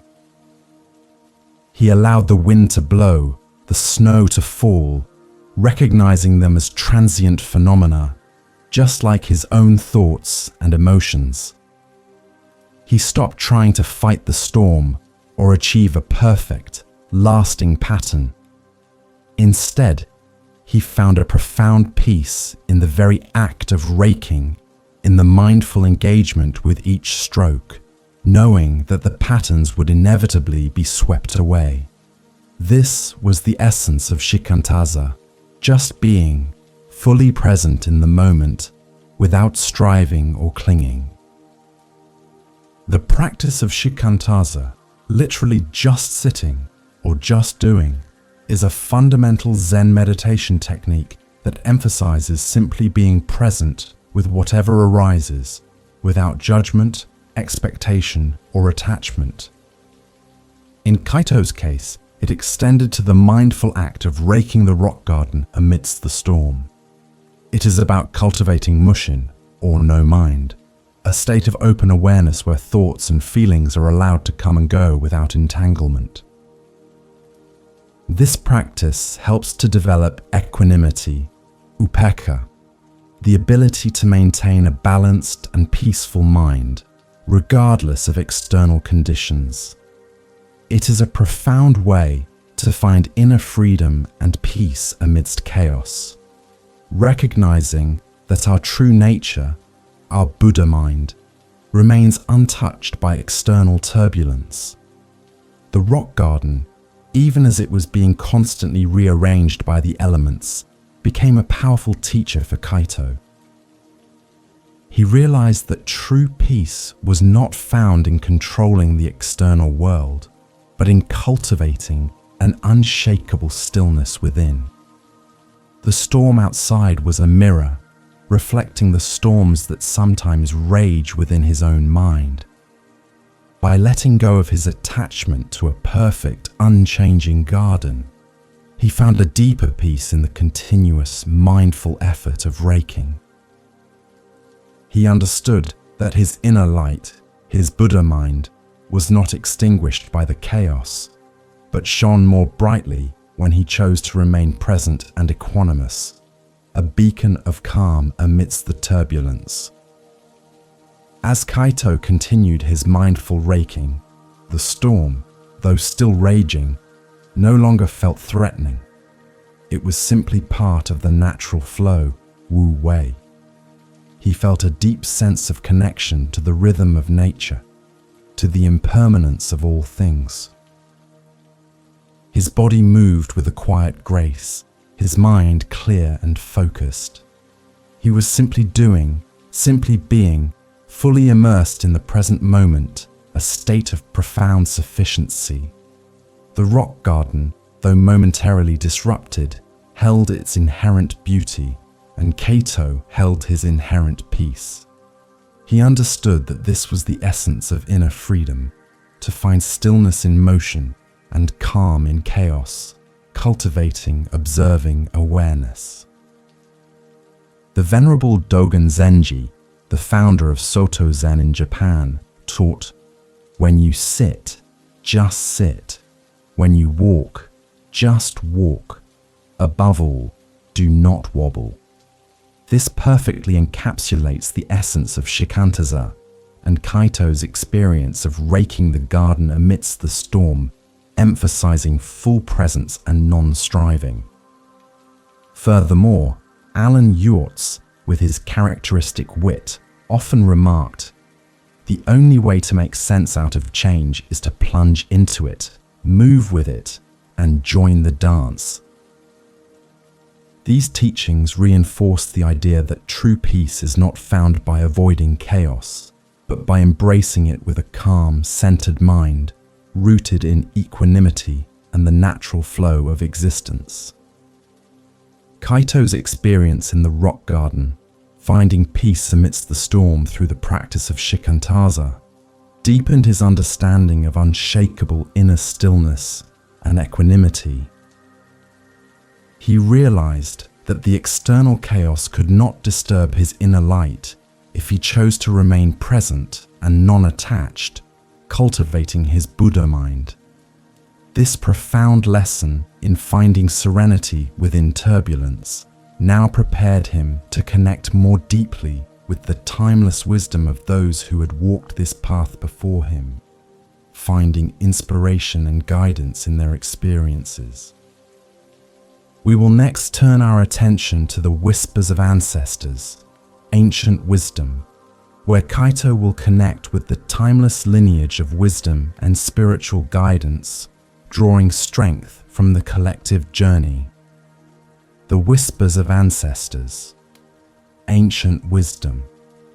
Connecting with the timeless lineage of wisdom and spiritual guidance offers profound strength and perspective, reminding us that we are part of a continuous stream of awakened consciousness.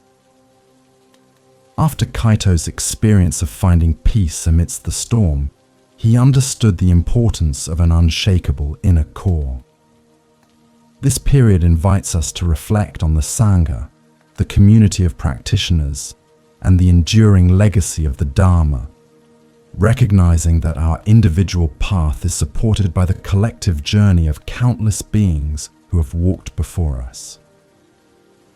It is an invitation to draw inspiration from ancient wisdom, to understand that the challenges we face are not new, and that the path to inner peace and liberation has been trodden by many, offering guidance and encouragement for our own journey. One evening, after the storm had finally subsided, leaving behind a world hushed and sparkling with fresh snow, Kaito sat with Master Ryokan in the quiet library of the monastery. The air was cool and still, permeated by the scent of old paper and wood. Ryokan was carefully unrolling an ancient scroll, its faded calligraphy telling tales of Zen masters from centuries past. Kaito watched, fascinated, feeling the weight of history and the profound continuity of the Dharma in the master's gentle movements. He realized that his own journey was not isolated, but part of a vast, unbroken chain of seekers, each one striving for wisdom, prajna, and inner freedom. Ryokan began to speak, his voice soft and resonant, as if channeling the voices of the ancients. Kaito, the path you walk is not new. It has been trodden by countless monks and masters before us, each facing their own challenges, their own moments of doubt and clarity. These scrolls, these stories, are the whispers of our ancestors, offering guidance, inspiration, and a reminder that the human heart's quest for truth is timeless. They are the living Dharma, embodied in the lives of those who walked before us, a continuous source of wisdom for our Sangha. Kaito listened intently, feeling a deep connection to this lineage. The master recounted the story of an ancient monk named Jizo, who lived in a remote cave high in the mountains. Jizo faced extreme solitude, bitter cold, and the constant battle with his own mind, plagued by doubts and cravings, Trishna. Yet, through unwavering dedication to his practice of shikantaza, just sitting, and a profound commitment to metta, loving kindness, he found an unshakable inner peace. He became a beacon of compassion, karuna, for all beings, even the smallest creatures of the forest, embodying the Bodhisattva's vow. His struggles and ultimate liberation, Ryokan explained, were not unique, but reflections of the universal human journey towards awakening, towards the Buddha mind.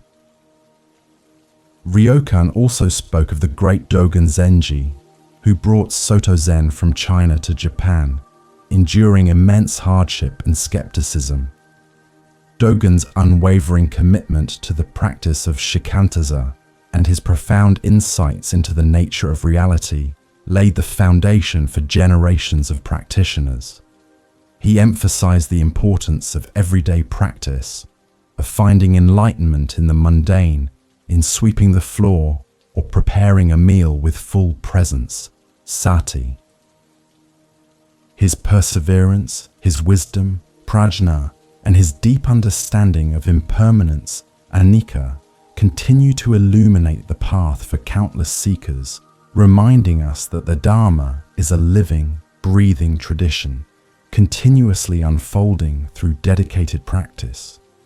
The stories of these ancient masters served as a powerful reminder of the Sangha, the spiritual community, both past and present. The Sangha is not merely a group of people, but a timeless lineage of awakened beings who offer support, guidance, and inspiration on the path of Dharma. Connecting with this lineage helps us to overcome feelings of isolation and to draw strength from the collective wisdom and experience of those who have faced similar struggles and found liberation. It reinforces the understanding that while the path is personal, it is not solitary. We are all interconnected, part of a larger spiritual family, united in our aspiration for inner peace and enlightenment, free from suffering. Kaito felt a deep sense of gratitude for the ancestors, for their perseverance, their wisdom, and their unwavering commitment to the Dharma. He realized that their struggles and insights were not distant tales, but living lessons, offering profound guidance for his own journey.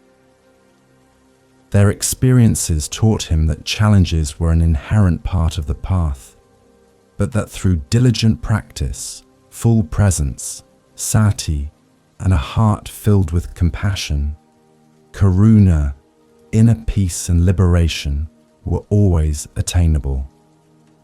He understood that the inner light he was cultivating was not just his own, but a continuation of the light passed down through generations, a radiant thread connecting him to the Buddha mind of all beings. The wisdom of the ancestors also provided Kaito with a deeper understanding of acceptance and non-attachment. He learned that many masters faced periods of doubt and adversity, yet they met these challenges with equanimity, upekkha, and a beginner's mind, shoshin. Their lives demonstrated that true inner freedom arises not from avoiding difficulties, but from embracing them as opportunities for growth and deeper insight.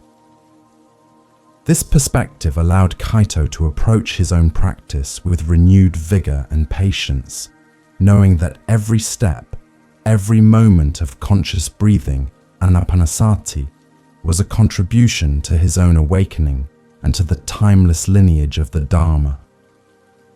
As the Venerable Buddha taught, believe nothing, no matter where you read it or who said it, no matter if I have said it, unless it agrees with your own reason and your own common sense. This encourages us to engage with ancient wisdom, not blindly, but with critical inquiry and personal experience, making the Dharma our own. Furthermore, Shunryu Suzuki Roshi, a key figure in bringing Zen to the West, emphasized, each of you is perfect the way you are, and you can use a little improvement. This highlights the inherent Buddha mind in all of us, while still encouraging continuous practice and growth, guided by the wisdom of the Sangha. The whispers of the ancestors, their ancient wisdom and unwavering commitment to the Dharma, deeply inspired Kaito, reinforcing his understanding of the continuous path towards inner peace and liberation. He recognized that his own journey was part of a grand, timeless narrative, supported by the collective wisdom of the Sangha. This deep appreciation for the spiritual lineage naturally led him to consider the importance of simplicity and sufficiency in his daily life, understanding that true richness is not found in accumulation, but in the mindful appreciation of what is essential. We will next turn our attention to the empty bowl, sufficiency and simplicity, where Kaito will learn to find profound richness in what is simple, essential, and truly enough, contrasting it with craving. The empty bowl, sufficiency in simplicity. Finding profound richness in what is simple, essential, and truly enough is a direct path to inner peace and contentment, especially in a world often driven by accumulation and desire. After Kaito's deep connection with the ancient wisdom of the ancestors, he felt a renewed appreciation for the foundational practices of monastic life, particularly the emphasis on simplicity and mindful consumption. This period invites us to explore the concept of sufficiency, recognizing that true wealth is not measured by what we possess, but by our ability to find satisfaction and peace in what we already have. It is an invitation to release the subtle craving, trishna, for more, and to cultivate a deep sense of gratitude for the simple abundance that surrounds us, fostering a profound sense of inner freedom. In the monastery, meals were always a sacred ritual, performed in silence, with mindful attention to each bite. One afternoon, as the monks gathered in the refectory, Kaito observed his fellow practitioners with a heightened sense of awareness. Each monk received a simple, humble meal, a bowl of plain rice, a few cooked vegetables, and a small portion of soup. There was no excess, no indulgence, only what was necessary to sustain the body. The clinking of bowls, the gentle rustle of robes, and the rhythmic sound of chewing were the only sounds, creating an atmosphere of profound reverence for the food and the moment. It was a powerful demonstration of full presence, sati. As Kaito ate his own meal, he focused on the sensations, the warmth of the rice, the subtle flavors of the vegetables, the texture of each grain. He felt a deep sense of gratitude for the food, understanding that it was a gift, sustained by countless causes and conditions. He noticed that even though the meal was simple, it provided ample nourishment, leaving him feeling satisfied and energized. There was no lingering desire for more, no craving, trishna, for different flavors or larger portions. This mindful consumption brought a profound sense of contentment, santuti, a quiet joy in the sufficiency of the moment, a direct experience of his Buddha mind. During the meal, Master Ryokan, seated at the head of the table, gently held up his own empty bowl after finishing his last bite. He turned it slowly, allowing everyone to see its smooth, unadorned surface. The bowl, once filled with sustenance, was now simply a vessel, beautiful in its emptiness. The room remained silent, the only sound the soft, rhythmic breathing of the monks. Kaito looked at the empty bowl, then back at his own, feeling a profound sense of understanding. The bowl in its emptiness was not lacking. It was complete, ready to be filled again, a symbol of potential and sufficiency.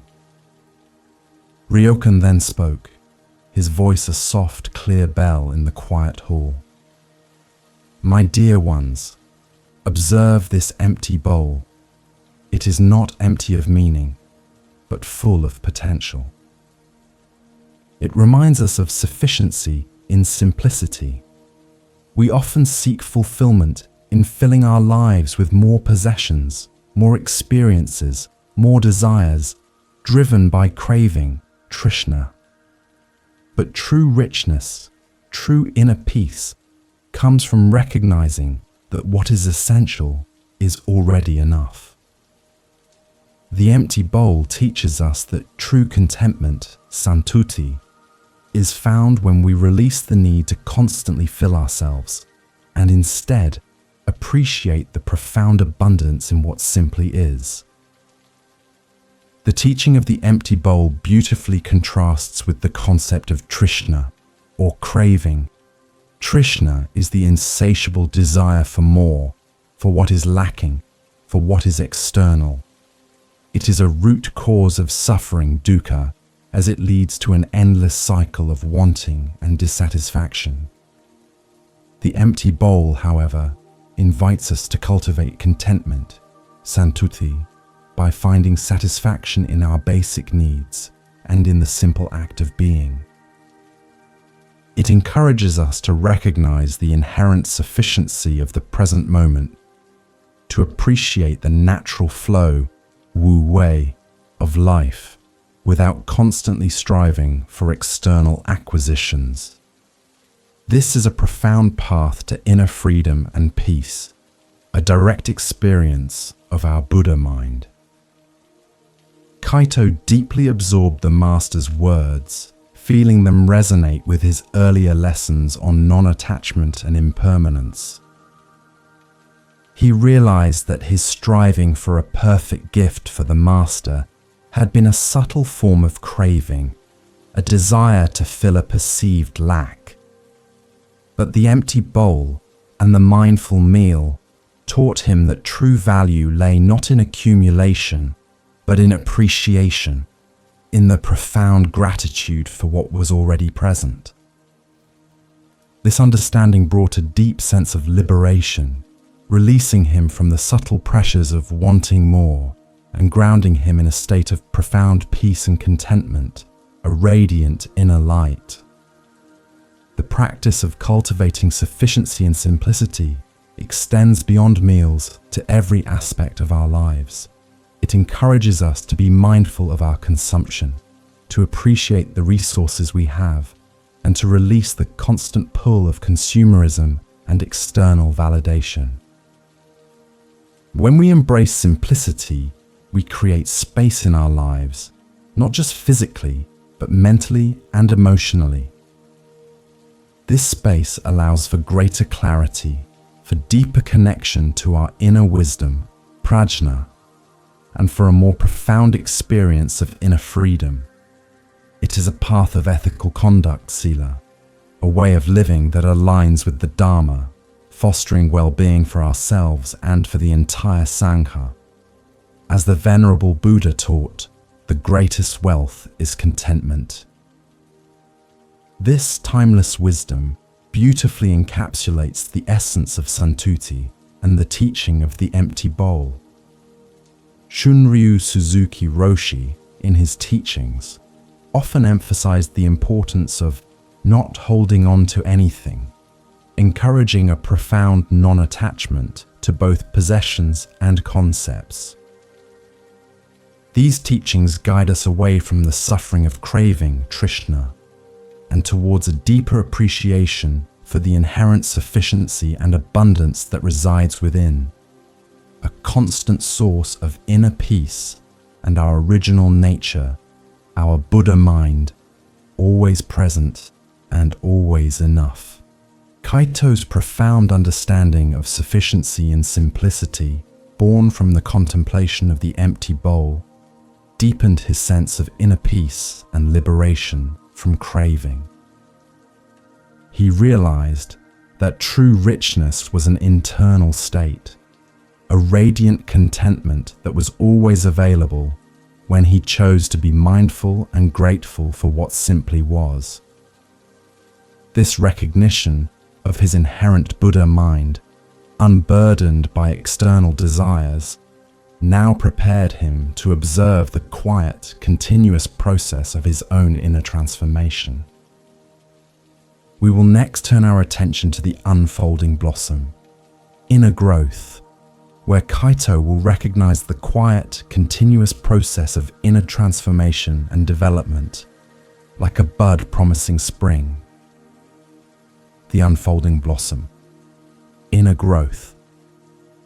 Recognizing the quiet, continuous process of inner transformation and development is a profound aspect of our spiritual journey, much like observing a tiny bud on a seemingly barren winter branch, holding the promise of spring. After Kaito's deep understanding of sufficiency and contentment, he began to perceive his own journey not as a series of sudden leaps, but as a gentle, unfolding process. This period invites us to reflect on the subtle yet persistent growth that occurs within us, even when it is not immediately apparent.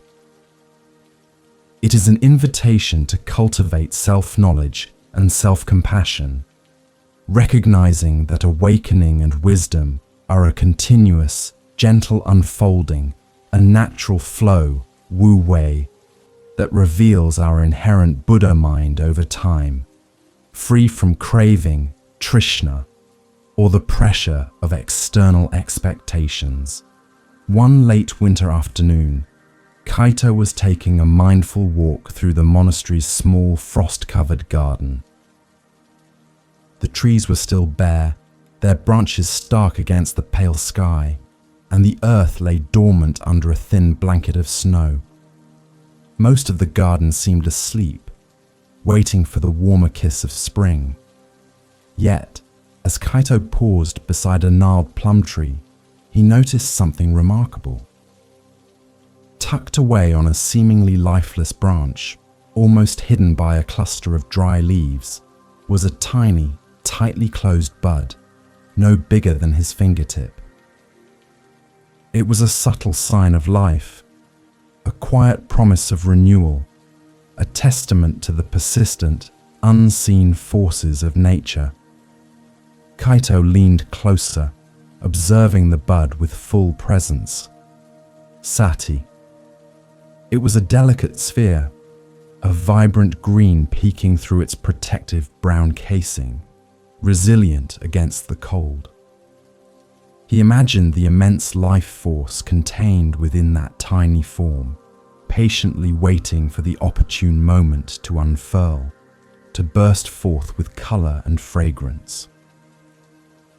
There was no urgency, no striving in the bud, only a quiet, inherent knowing of its own nature and its destined unfolding. He felt a deep connection to this small, resilient symbol of life, understanding that even in the harshest conditions, the potential for growth and beauty persisted, a radiant inner light. As Kaito contemplated the bud, a profound realization dawned upon him. His own spiritual journey, his quest for inner peace and wisdom, prajna, was much like this unfolding blossom. He had often looked for dramatic shifts, for sudden enlightenments, expecting his inner growth to be a grand, visible transformation. But the bud showed him that true growth was often quiet, subtle, and continuous, happening beneath the surface, unseen by the casual observer. It was a process of gentle unfolding, a gradual revelation of his inherent Buddha mind, his original nature, not a forceful imposition or a sudden creation. Later that day, Kaito shared his observation with Master Ryokan. "Master," he said, "I saw a tiny bud on the plum tree. It reminded me that growth is often quiet, unseen, yet continuous, like the Dharma unfolding within me." Ryokan smiled, his eyes twinkling. "Indeed, Kaito. The bud does not force itself open. It simply unfolds when the conditions are right, guided by its inherent nature. So too is our inner growth. It is not about striving, Trishna, for an outcome, but about cultivating the conditions for awakening. Mindful presence, compassion, ethical conduct, sila, and the patience to allow our own wisdom to blossom in its own time. The Master's words emphasize the importance of self-knowledge and self-compassion on the path of inner growth. Just as we would not scold a bud for not opening faster, we should not judge ourselves harshly for our perceived pace of spiritual development. True growth arises from a gentle, accepting attitude towards ourselves, understanding that challenges and setbacks are part of the natural unfolding, not failures. It is about nurturing our inner world with kindness, metta, and allowing our inherent Buddha mind to reveal itself in its own organic rhythm, free from the suffering of comparison or external expectations, cultivating a profound sense of inner freedom. This process of inner growth, like the unfolding blossom, is deeply connected to the concept of impermanence, anicca. Each stage of the bud's development is transient, a temporary manifestation on its journey towards full bloom. Similarly, our inner states, our thoughts, our emotions are constantly changing. By observing this impermanence with equanimity, upekkha, and observing awareness, vipassana, we learn not to cling to any particular state, whether pleasant or unpleasant. We understand that growth is a continuous flow, a gentle movement from one moment to the next, always revealing new facets of our original nature and deepening our inner peace. Kaito felt a profound sense of relief and acceptance. He realized that his previous subtle craving for rapid, dramatic transformation had been a source of inner tension. The plum bud taught him patience, and the Master's words offered him self-compassion. He understood that his journey was not about reaching a destination, but about the continuous, mindful unfolding of the path itself. Every breath, every moment of full presence, every act of kindness was a gentle step in this ongoing process of inner growth, a quiet blossoming of his wisdom, prajna, and his Buddha mind, contributing to his inner freedom. As the Venerable Buddha taught, do not dwell in the past. Do not dream of the future. Concentrate the mind on the present moment. This timeless wisdom beautifully guides our understanding of inner growth, emphasizing that transformation happens in the here and now through mindful presence. Thich Nhat Hanh, a contemporary master, often reminded us, the lotus grows in the mud, implying that our inner growth, our blossoming, often arises from the very challenges and imperfections of our lives, not in spite of them. These teachings encourage us to embrace the continuous, gentle unfolding of our path with self-compassion and unwavering awareness. The quiet observation of the unfolding blossom and the Master's gentle guidance deepened Kaito's understanding of inner growth as a continuous, compassionate process of self-knowledge. He realized that his Buddha mind, his original nature, was always present, patiently unfolding, much like the promise of spring held within the tiny bud. This profound insight into his own subtle transformation prepared him to look more clearly at the nature of his own awareness, to understand how he perceived the world and himself. We will next turn our attention to the mirror of awareness, seeing clearly, where Kaito will reflect on his true nature and the clarity of awareness, understanding the concept of anatta, the mirror of awareness, seeing clearly. Reflecting on our true nature and the clarity of awareness is a profound practice that allows us to see beyond the illusions of a fixed self, revealing the boundless space of our original nature.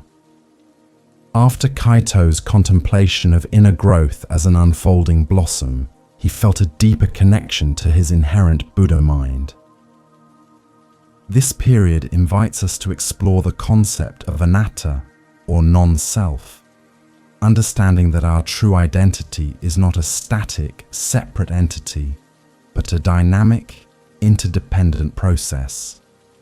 It is an invitation to cultivate observing awareness, vipassana, to look clearly into the mirror of our consciousness, and to recognize that true freedom arises from releasing our attachment to a limited self, thereby finding profound inner peace and liberation from suffering. One warm afternoon, a rare mild day in the late winter, Kaito was drawing water from the monastery's ancient well. The well water, usually dark and still, was particularly clear that day, reflecting the bright sky and the surrounding trees with remarkable precision. As he knelt, his own face appeared in the surface, a transient image shimmering on the liquid mirror. He paused, observing his reflection with a new kind of attention, a full presence, sati, that was free from judgment or the usual self-identification. He saw the lines of his face, the quiet intensity in his eyes, the subtle movement of his breath, all reflected in the perfectly still water. As Kaito gazed at his reflection, a question arose in his mind. Was this face, this image, truly him? Or was it merely a temporary manifestation, a fleeting appearance on the surface of something much deeper and more expansive? He remembered the master's teachings on impermanence, anicca, understanding that even his physical form was constantly changing, cells renewing, moments passing. He also recalled the concept of sunyata, emptiness, that all phenomena lack inherent independent existence. His reflection, though clear, was not a solid, unchanging entity. It was a momentary pattern, dependent on the water, the light, and his own presence. Master Ryokan, sensing Kaito's deep contemplation, approached the well. He stood beside Kaito, also gazing into the clear water. After a moment of shared silence, the master spoke. "Kaito, what do you see in the water's mirror?" Kaito replied, "Master, I see my face. Yet it feels like a fleeting image, not a fixed self. It reminds me of anicca, of constant change." Ryokan nodded.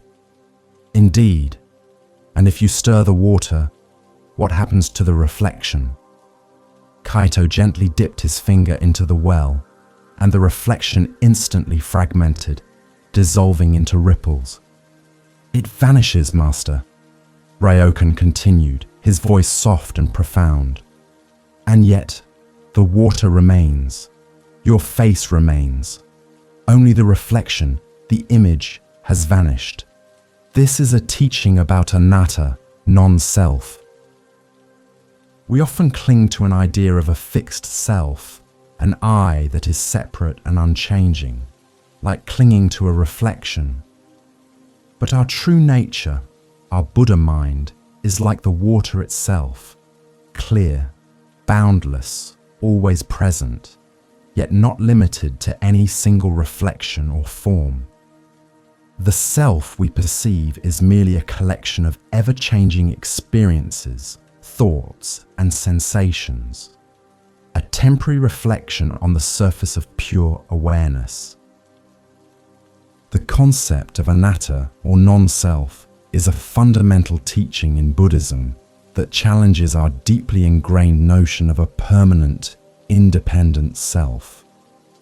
It does not deny our existence, but rather clarifies the nature of that existence, that we are not a fixed entity, but a dynamic, interdependent process, a collection of constantly changing physical and mental phenomena. When we understand anatta, we begin to release our attachment to a limited, isolated self, which is a primary source of suffering, dukkha, and craving, trishna. This understanding opens us to a profound sense of inner freedom and interconnectedness, recognizing our original nature as part of the vast natural flow, wu-wei, of existence. The practice of observing awareness, vipassana, is crucial for directly experiencing anatta. Through vipassana, we learn to observe our thoughts, emotions, and physical sensations as they arise and pass away, without identifying with them as mine or me. We see them as transient phenomena, like the reflections in the water. This non-identification allows us to cultivate equanimity, upekkha, and to realize that our true nature is the spacious awareness itself, the clear mirror that reflects all phenomena without being stained or defined by them. This clarity of awareness is our inherent wisdom, prajna, and the source of our inner peace. Kaito felt a deep sense of liberation as he absorbed the master's words. The illusion of a fixed self began to dissolve, replaced by a more expansive, fluid understanding of his own being. He realized that his true identity was not limited to his physical form or his thoughts, but was the boundless, observing awareness that perceived them all. This was his Buddha mind, his original nature, always present, always clear, always free. He understood that releasing his attachment to a limited self was not a loss, but a profound gain, opening him to a deeper connection with all of existence and a boundless inner peace. As the Venerable Buddha taught, the self is not a thing, but a process. This profound statement directly addresses the concept of anatta, emphasizing the dynamic, impermanent nature of our existence. Alan Watts, with his unique ability to bridge Eastern and Western thought, often said, "You are the universe experiencing itself." This echoes the understanding that our individual awareness is not separate, but an integral part of the larger cosmic consciousness, a direct experience of sunyata and our original nature. These teachings guide us to look beyond the superficial and to recognize the boundless, interconnected nature of our true being, cultivating inner freedom and peace. Kaito's profound reflection in the mirror of awareness and the Master's teachings on anatta brought him to a deeper understanding of his true nature as boundless, observing awareness. He recognized that releasing his attachment to a limited self was a path to profound inner freedom and peace, illuminating his inherent Buddha mind.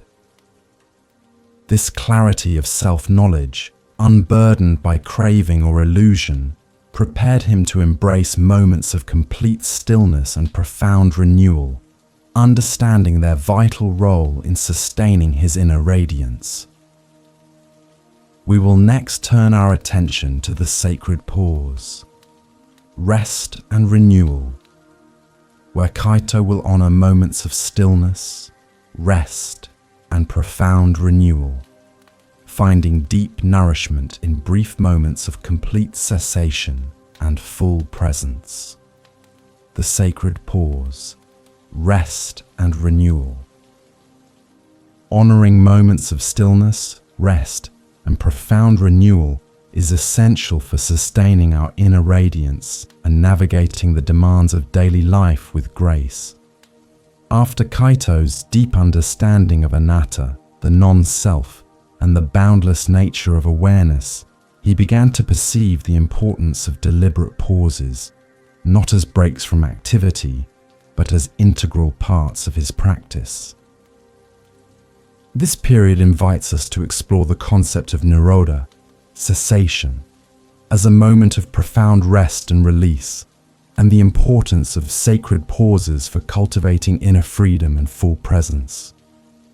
It is an invitation to recognize that true productivity and well-being arise not from constant striving, but from a balanced rhythm of activity and stillness, allowing our inherent Buddha mind to flourish, unburdened by craving, trishna. In the monastic rhythm, every activity was performed with mindfulness, sati. But even within this mindful flow, there were designated periods for complete rest and quiet reflection. These were not merely times to cease work, but opportunities for profound internal renewal, for the mind and body to fully integrate the day's experiences. Kaito, having experienced the subtle yet powerful shifts in his own awareness, began to appreciate these sacred pauses more deeply. He understood that just as the earth needs its winter dormancy to rejuvenate, so too did his spirit require moments of complete cessation and inner stillness to maintain its clarity and strength, a quiet affirmation of his original nature. One afternoon, Kaito was feeling a subtle sense of weariness, a gentle pull of exhaustion from a long morning of chores and meditation. He found himself subtly pushing through the fatigue, a lingering habit of striving, a subtle craving, trishna, to maintain constant activity. Master Ryokan, observing Kaito's demeanor, approached him with a gentle smile.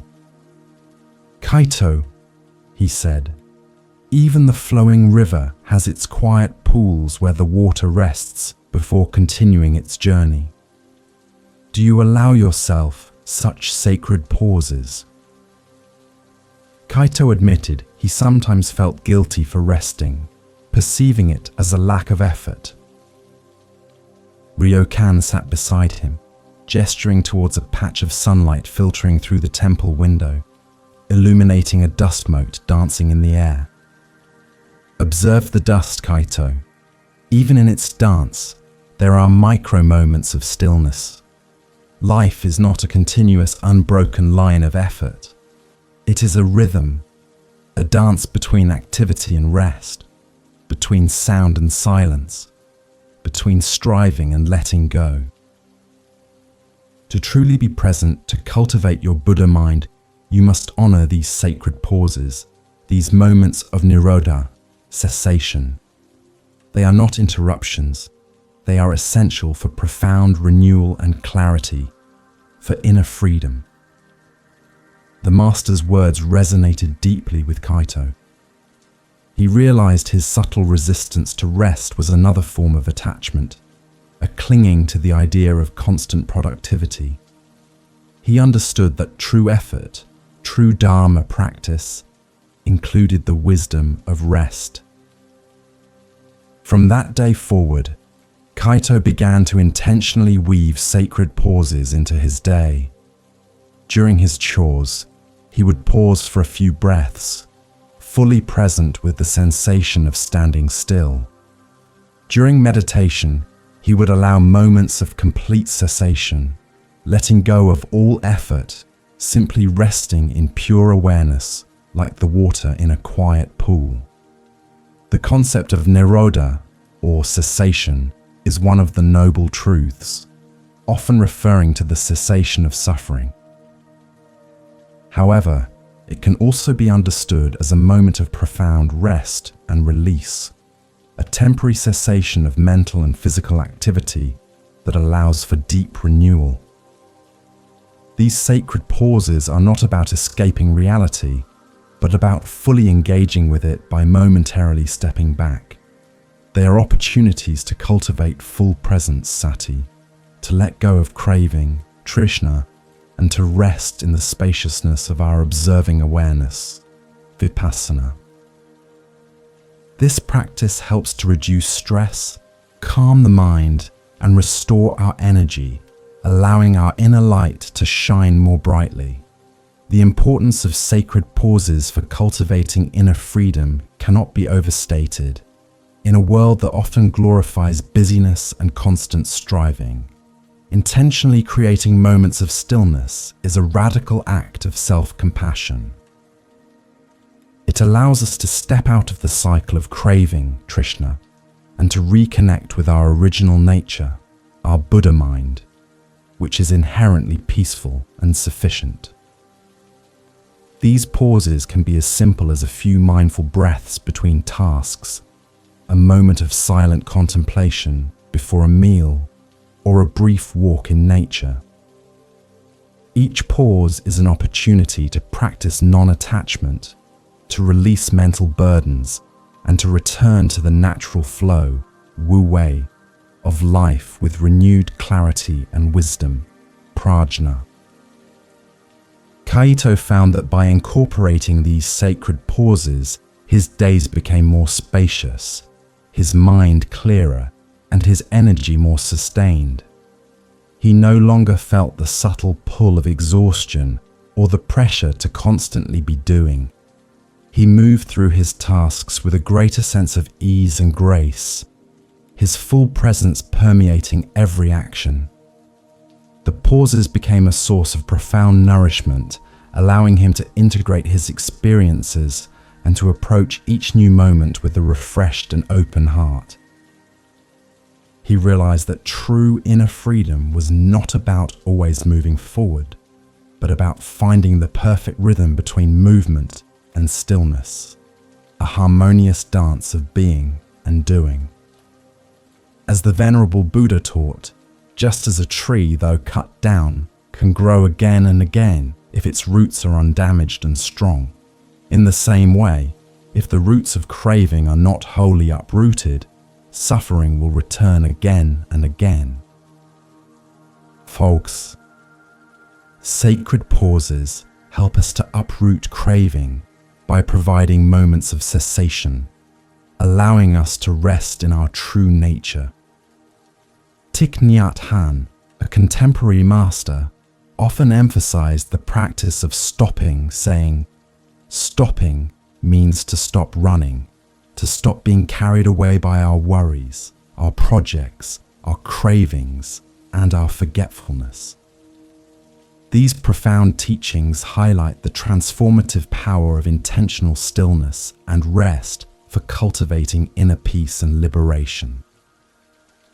Kaito's deep appreciation for sacred pauses and his understanding of Nirodha as a moment of profound rest and renewal strengthened his inner peace and cultivated a greater sense of inner freedom. He realized that by honoring these moments of stillness, he was nurturing his Buddha mind, allowing his inner light to shine more brightly and consistently. This profound insight into the power of rest now prepared him to rediscover the simple, unburdened joy inherent in life, understanding that true happiness arises when we let go of suffering. We will next turn our attention to the path of joy, a child's laughter, where Kaito will observe children playing joyfully, reminding him of the inherent lightness available when we release the burdens of craving and attachment. The path of joy, a child's laughter. Rediscovering the simple, unburdened joy inherent in life is a profound aspect of awakening, reminding us that true happiness arises naturally when we let go of suffering and embrace full presence. After Kaito's deep understanding of sacred pauses and profound renewal, he felt a lightness in his being, a greater capacity for joy to emerge from within. This period invites us to explore the noble truths, particularly the cessation of suffering Nirodha, and the path to liberation, Magga. Understanding that genuine joy is not dependent on external circumstances, but is a natural state of our Buddha mind, accessible when we release the burdens of craving, trishna, and attachment. It is an invitation to reconnect with the innocent wonder and inherent lightness that often resides within us, waiting to be rediscovered.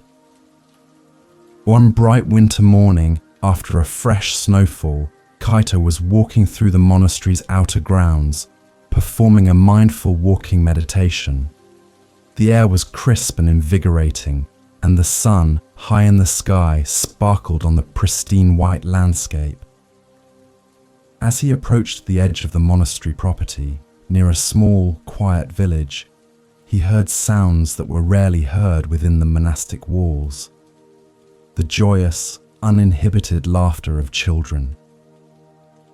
Their voices, clear and bright, carried on the cold air, a pure expression of delight that seemed to cut through any lingering seriousness or mental preoccupations Kaito might have held.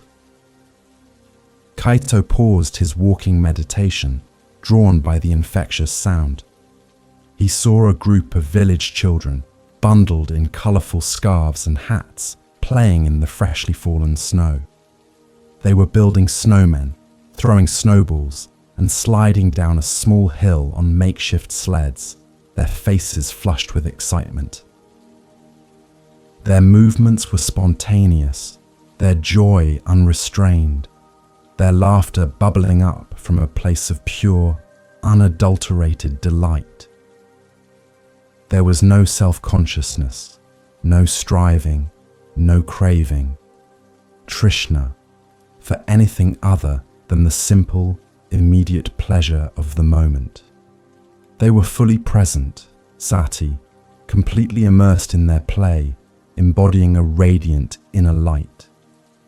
As Kaito observed them, he felt a warmth spread through his own chest, a sympathetic resonance with their unburdened joy. He realized that this kind of happiness, this pure, simple delight, was always available, but often obscured by the layers of adult concerns, expectations, and attachments.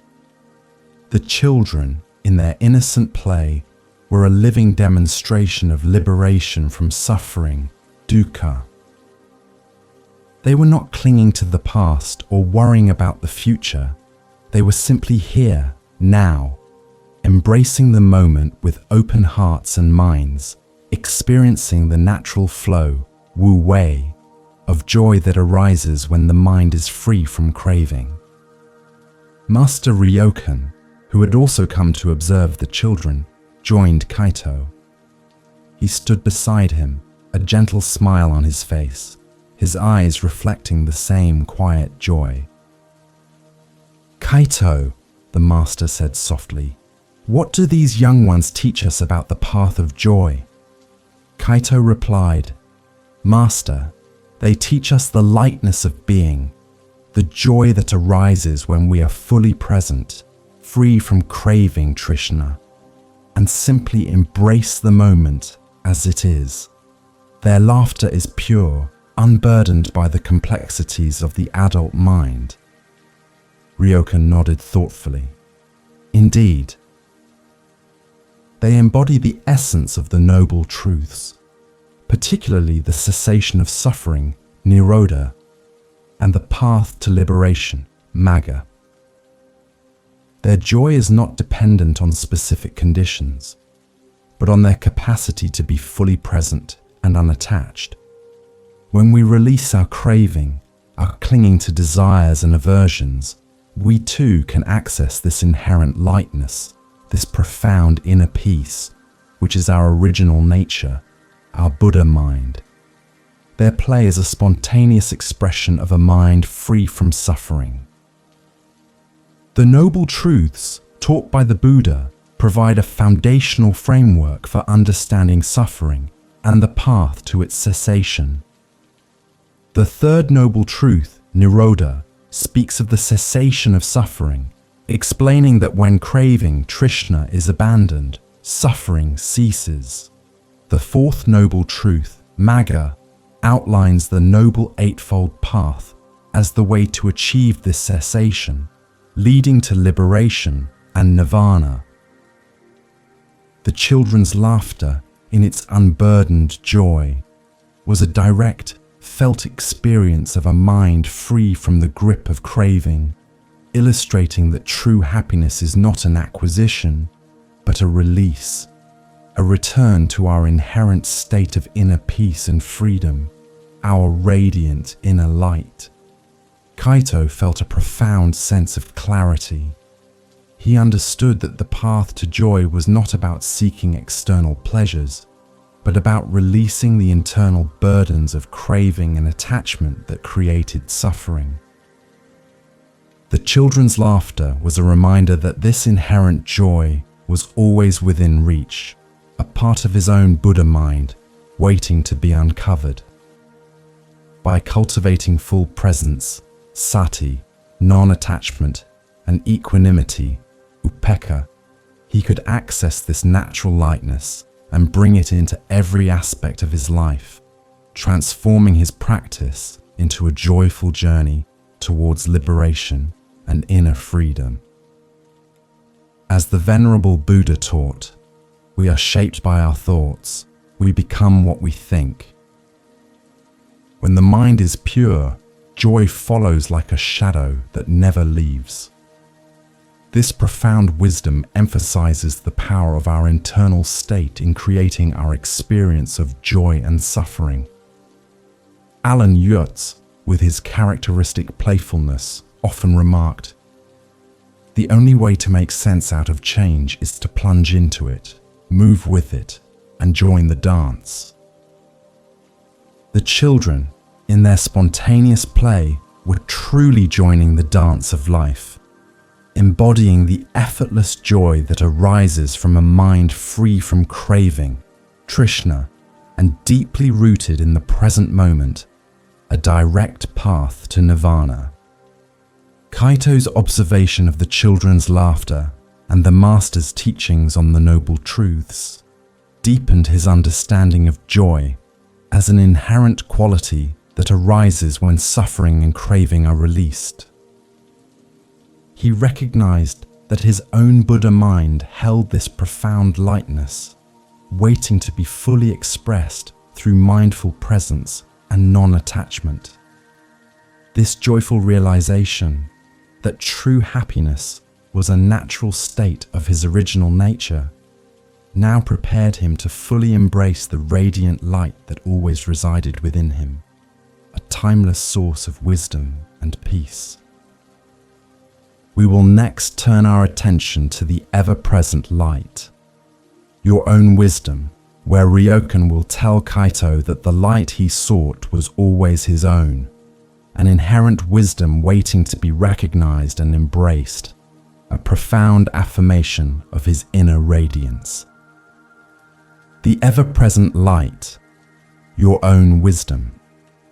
Acknowledging the radiant light that always resides within each of us is the culmination of our journey, a profound realization of our inherent wisdom and original nature.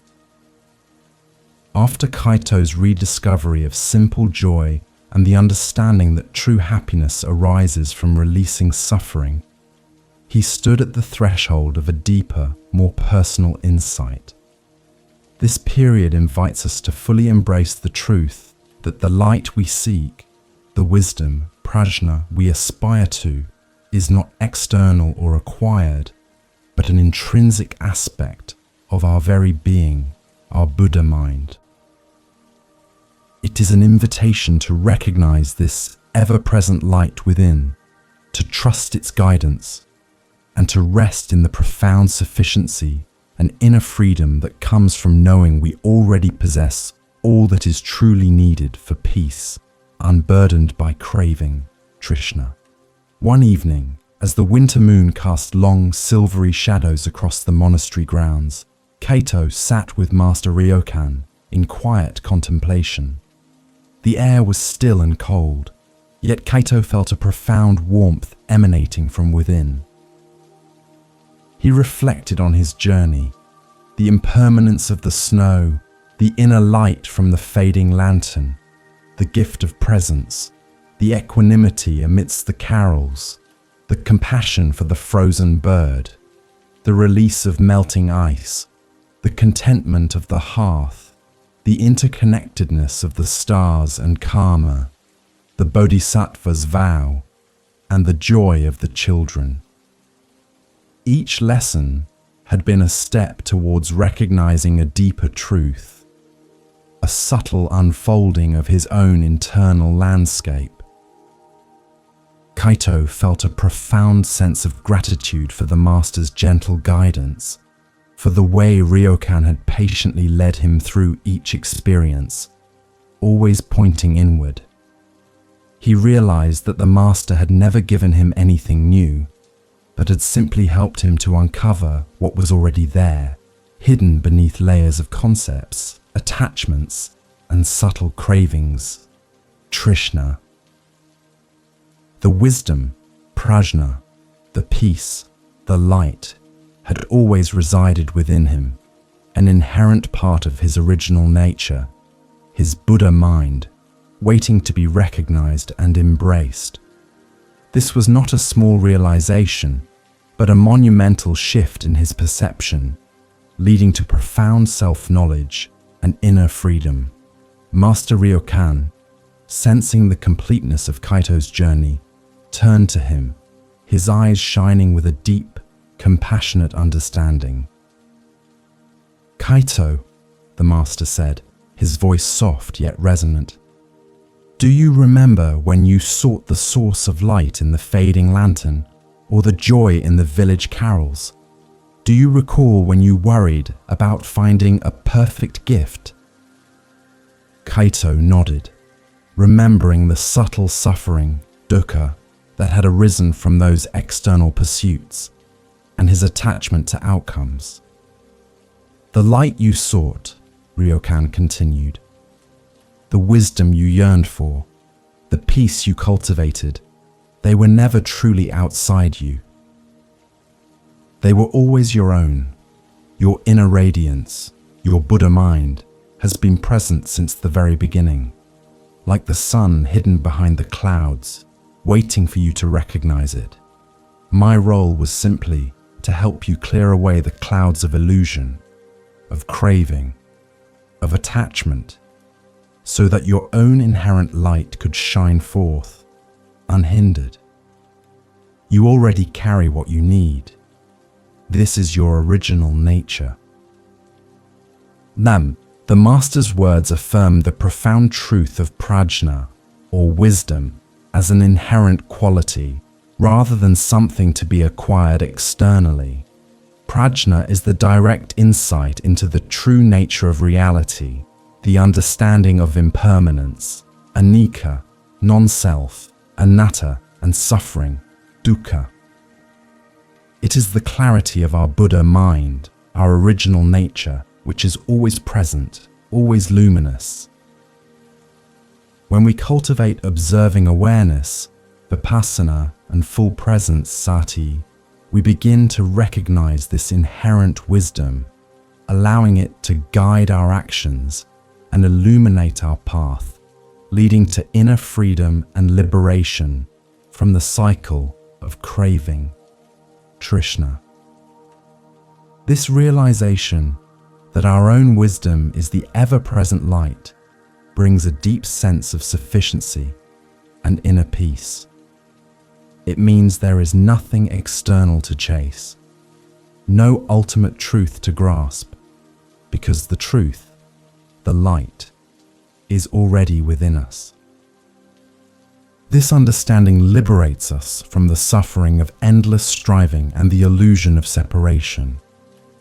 It allows us to rest in our original nature, our Buddha mind, which is inherently peaceful, compassionate, metta and karuna, and wise.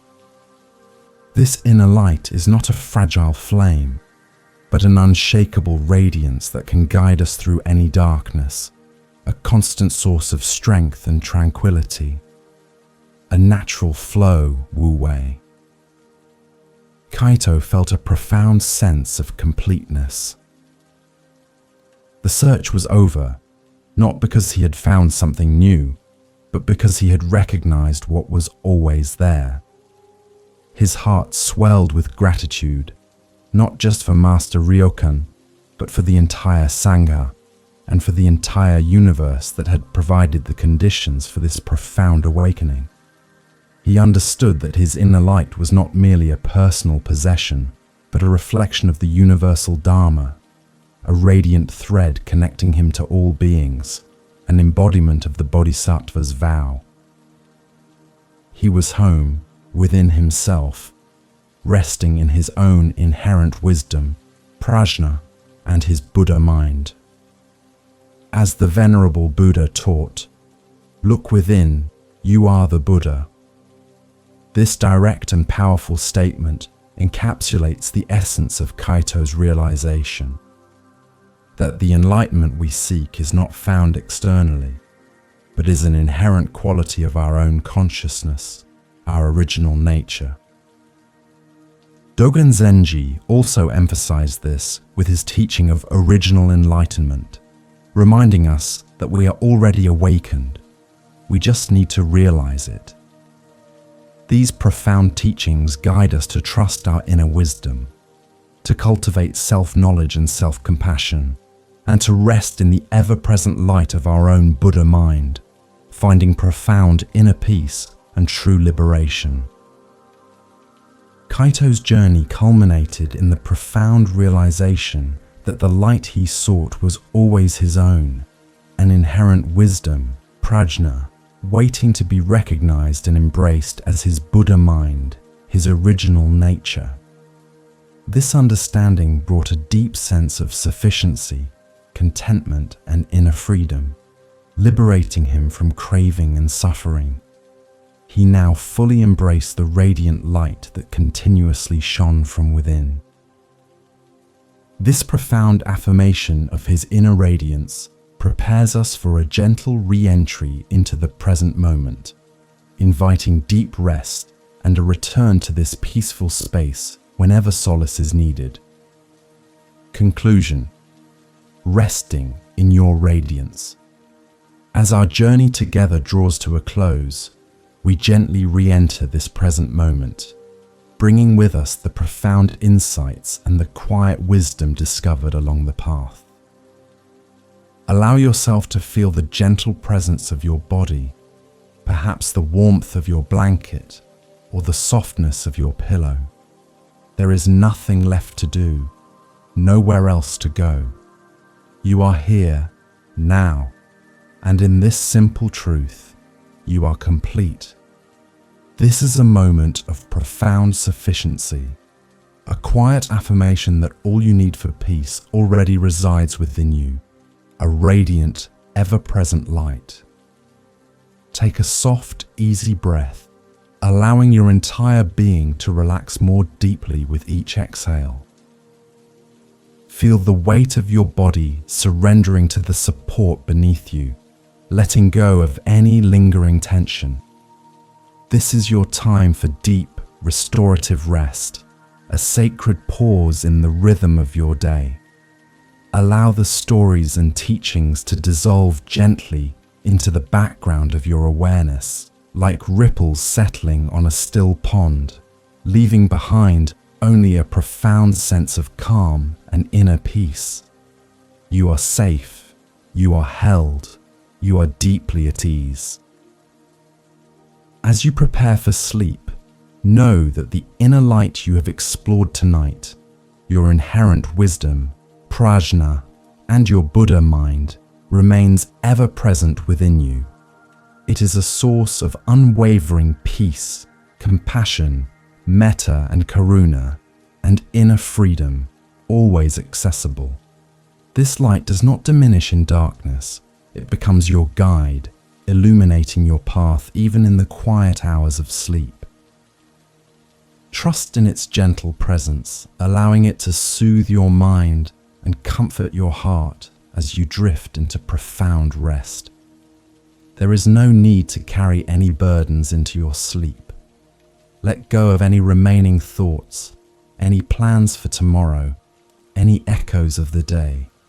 Simply allow them to float away, like leaves on a gentle stream, knowing that they will be there, if needed, when you awaken refreshed. For now, there is only this moment of peaceful surrender, this deep acceptance of what is, this profound relaxation that permeates every cell of your being. You are enough, just as you are, here and now.